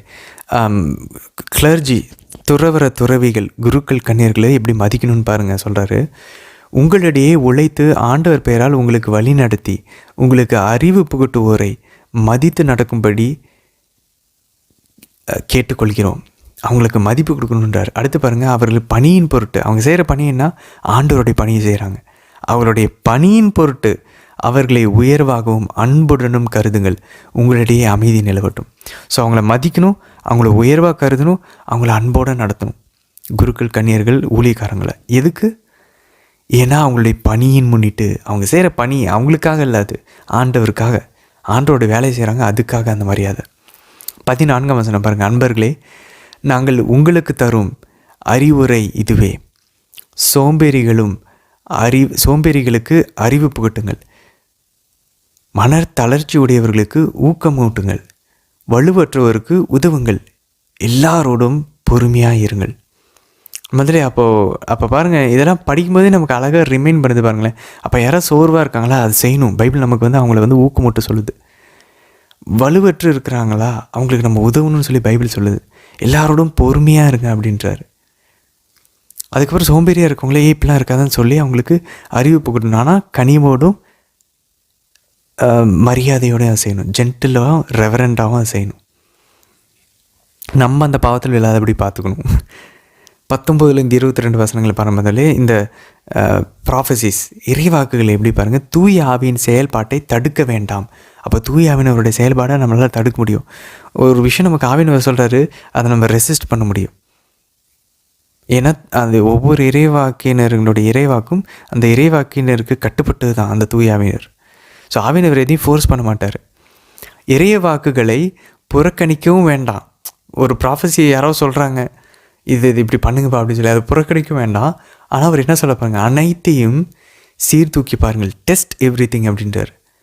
நல்லதை பற்றி கொள்ளுங்கள், எல்லா வகையான தீமைகளையும் விட்டு விலகுங்கள். ஒரு விஷயம் சொல்கிறாங்களா, அது பைபிளோட ஒத்துப்போதா, புனிதருடைய வாழ்க்கையோட ஒத்துப்போதா, திருச்சுவின் மறைக்கல்வி திருச்சுவின் போதனையோட ஒத்துப்போதா, ஃபைன், அதை நம்ம எடுத்துக்கலாம் அந்த இறைவாக்கு. இல்லையா அதை நம்ம விட்டு விட்டுறணும். ஸோ ஃபஸ்ட்டு எடுத்தோடனே அதனால் எந்த இறைவாக்கும் கிடையாது சொல்லி புறக்கணிச்சிடும் கூடாது, எல்லாத்தையும் கண்ணை மூடிக்கிட்டு ஏற்றுக்கவும் கூடாது. அன்பர்களே, எல்லா ஆவிகளையும் பகுத்தறிய வேண்டும்.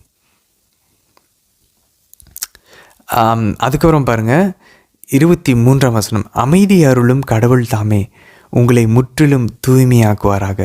அவரே நம் ஆண்டவர் இயேசு கிறிஸ்து வரும்போது உங்களிடையே உள்ளம், ஆன்மா, உடல் அனைத்தையும் குற்றமின்றி முழுமையாக காப்பாராக. அன்பதில் அங்கே 3 விஷயம் சொல்லிருப்பாங்க புனித பவுல், உள்ளம், உடல், ஆன்மா. ஸோ 3 விஷயம் இருக்குது. உடல்னால் பாடி, ஆன்மானா சோல் நமக்கு. ஓகே, இந்த உள்ளம்ன்றதை ஆக்சுவலாக பார்த்தோன்னா நியூமா அப்படின்ற கிரேக்க வார்த்தை பயன்படுத்துகிறாங்க. அப்படின்னா ஸ்பிரிட். ஸோ ஸ்பிரிட், சோல், பாடி. அப்படின்னா நம்ம ஒரு மனுஷன்றது 3 விஷயங்கள்னால செய்யப்பட்டிருக்கோமா அப்படின்னு சொல்லி கேட்டிங்கன்னா இல்லை அன்பர்களே. பிரிந்து போன சகோதரர்கள் அப்படி தான் நமக்கு போதிப்பாங்க. ஏன்னா இங்கே டேரெக்டாக இருக்குது, சோல், ஸ்பிரிட், பாடி. அப்போ நமக்கு 3 இருக்குது. நம்ம பாடி இருக்குது, சோல் இருக்குது, ஸ்பிரிட் இருக்குது அப்படின்வாங்க. இல்லை, ஆக்சுவலாக நமக்கு 2 தான், பாடி, சோல், உடல், ஆன்மா. திருச்சபையினுடைய மறைக்கல்வி என்பதிலே கேட்டிசம் ஆஃப் கேத்தலிக் சர்ச்சில் 363 அதில் பார்த்தோம் அப்படின்னாக்க அதுலேருந்து ஸ்டார்ட் ஆகுது. அதுலேருந்து ஸ்டார்ட் பண்ணிங்கன்னா ஃபுல்லாக 67 வரைக்கும் அழகாக நமக்கு திருச்சபை சொல்லுது.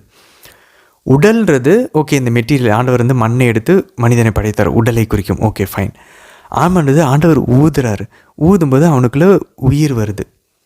ஸோ அவனை ஒரு உயிர் பெற்ற ஒரு மனிதனாக மாறுகிறான். அதனால் திருச்சபை என்ன சொல்லுதுன்னா, இந்த மறைக்கல்வி 363 67 படித்து அது அழகாக நமக்கு சொல்லிக் கொடுக்குது. ஸோ அந்த சோல் இம்மெட்டீரியல். இது ஆண்டவர் ஒரு கண்ணில் காண முடியாத, தொட முடியாத ஒரு ஒரு ஒரு ஒரு ஒரு ஒரு அனிமேட்டிங், ஒரு நம்மை ஆட்சி செய்யக்கூடிய, நம்ம உடலை நகர்த்தக்கூடியதான் இந்த ஆன்மா.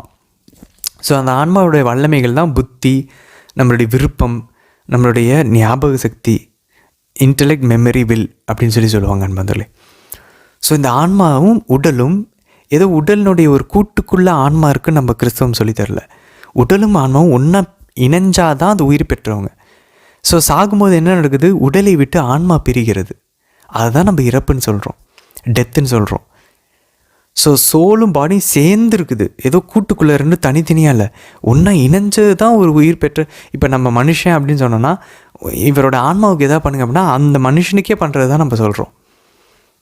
ஸோ ஆன்மா தனியாக, உடல் தனியாக நம்ம பார்க்கவே முடியாது. உயிரோடு இருக்கிறோன்னா 2 சேர்ந்தது தான். சரி, அப்போ ஆவின்னு அப்போ ஏன் புனித பவுல் சொல்கிறாரு? அன்மதிலே இந்த ஆவி எதை குறிக்குது அப்படின்னு சொல்கிறாங்கன்னா, the human capacity for prayer and worship. நம்ம ஆவியில் பாருங்கள், புனித பவுல் இதுக்கு முன்னாடி ஆவி எங்கே திரும்ப பயன்படுத்துகிறாரு, ரோமேயர் 1:9, 1 கொரிந்தியர் 14:15. இங்கே எல்லாத்துலேயுமே திருச்சபையினுடைய மறைக்கல்வி 367 சொல்லுது. இந்த ஆவி மனிதனுடைய சூப்பர் நேச்சுரல் என்று, அது கடவுளோடு அவன் இணையறதுக்கு தன் ஆன்மாவினுடைய ஒரு பகுதியாக, ஆன்மாவினுடைய ஒரு ஒரு ஒரு வல்லமையாக, ஒரு பவர், ஒரு கெப்பாசிட்டியாக அதை நம்ம பார்க்கணும், ஒரு ஆற்றலாக பார்க்கணும். ஸோ என் ஆன்மாவினுடைய ஒரு ஆற்றல் என்ன, நான் ஆண்டவரோட பேச முடியும், அதை தான் ஆவியில் நான் பேசுகிறேன் அப்படின்னு சொல்கிறாரு. ஸோ ஆன்மாவினுடைய ஒரு என்ன சொல்கிறது, ஒரு வல்லமை, ஒரு ஒரு ஒரு ஒரு கெப்பாசிட்டி, ஒரு ஆற்றல் ஆண்டவரிடம் நம்ம ஜெபிக்கிறது, ஆண்டவரோட ஒரு நெருங்கின உறவில் இருக்கிறது. அது ஆன்மாவினுடைய ஒரு ஆற்றல், ஒரு ஒரு ஒரு கெப்பாசிட்டி, அதுதான் ஆவி என்பர்களே. அதனால் ஆவி ஏதோ இன்னொரு ஒரு தனி ஒரு நம்மளுடைய தன்மை கிடையாது. மனிதன் ஆன்மாவும் உடல் நாளும் தான் செய்யப்பட்டிருக்கான். ஆவின்றது தான் ஜெபிக்கக்கூடிய அந்த ஒரு இயல்பு. ஆவியில் இருக்கக்கூடிய கடவுளோடு நம்ம ஆவியில் ஜெபிக்கிறோன்ற அந்த ஆன்மாவினுடைய ஒரு ஆற்றலை தான் ஆவின்னு சொல்லி நம்ம சொல்கிறோம் பதில். அதனால் அது ஒரு ஒரு ஒரு கெப்பாசிட்டி, ஒரு பவர், அவ்வளோதான். சோலினுடைய ஒரு பவர், ஆன்மாவினுடைய ஒரு வல்லமை, அவ்வளோதான். அப்படி தான் இதை நம்ம புரிஞ்சுக்கணும் பதில். 24ஆம் வசனம் பாருங்கள். உங்களை அழைக்கும் அவர் நம்பிக்கைக்குரியவர், அவர் இதை செய்வார். முதலே நம்மளை அழைத்தவர் நம்பிக்கைக்குரியவர், அவர் செஞ்சு முடிப்பார் நம்மளுடைய மீட்பை. நம்ம ஒத்துழைச்சா போதும். நமக்குள்ளே அவர் தேவையான ஆற்றலையும் ஆர்வத்தையும் தருகிறார். பிலிப்பியரில் புனித பவுல் சொல்வது போல் நம்ம அதுக்கு ஒத்துழைச்சு அச்சத்தோடும் நடுக்கத்தோடும் நம்ம அதுக்கு ஒத்துழைச்சி நம்ம அதுக்கு கோஆப்ரேட் பண்ணோன்னா போதும், அவர் அதை செஞ்சு முடிச்சிடுவார். சரி, முதலே தொடர்ந்து பயணிக்கலாம். நாளை தினத்திற்கான வீடியோவில் சந்திக்கலாம். ஆமேன்.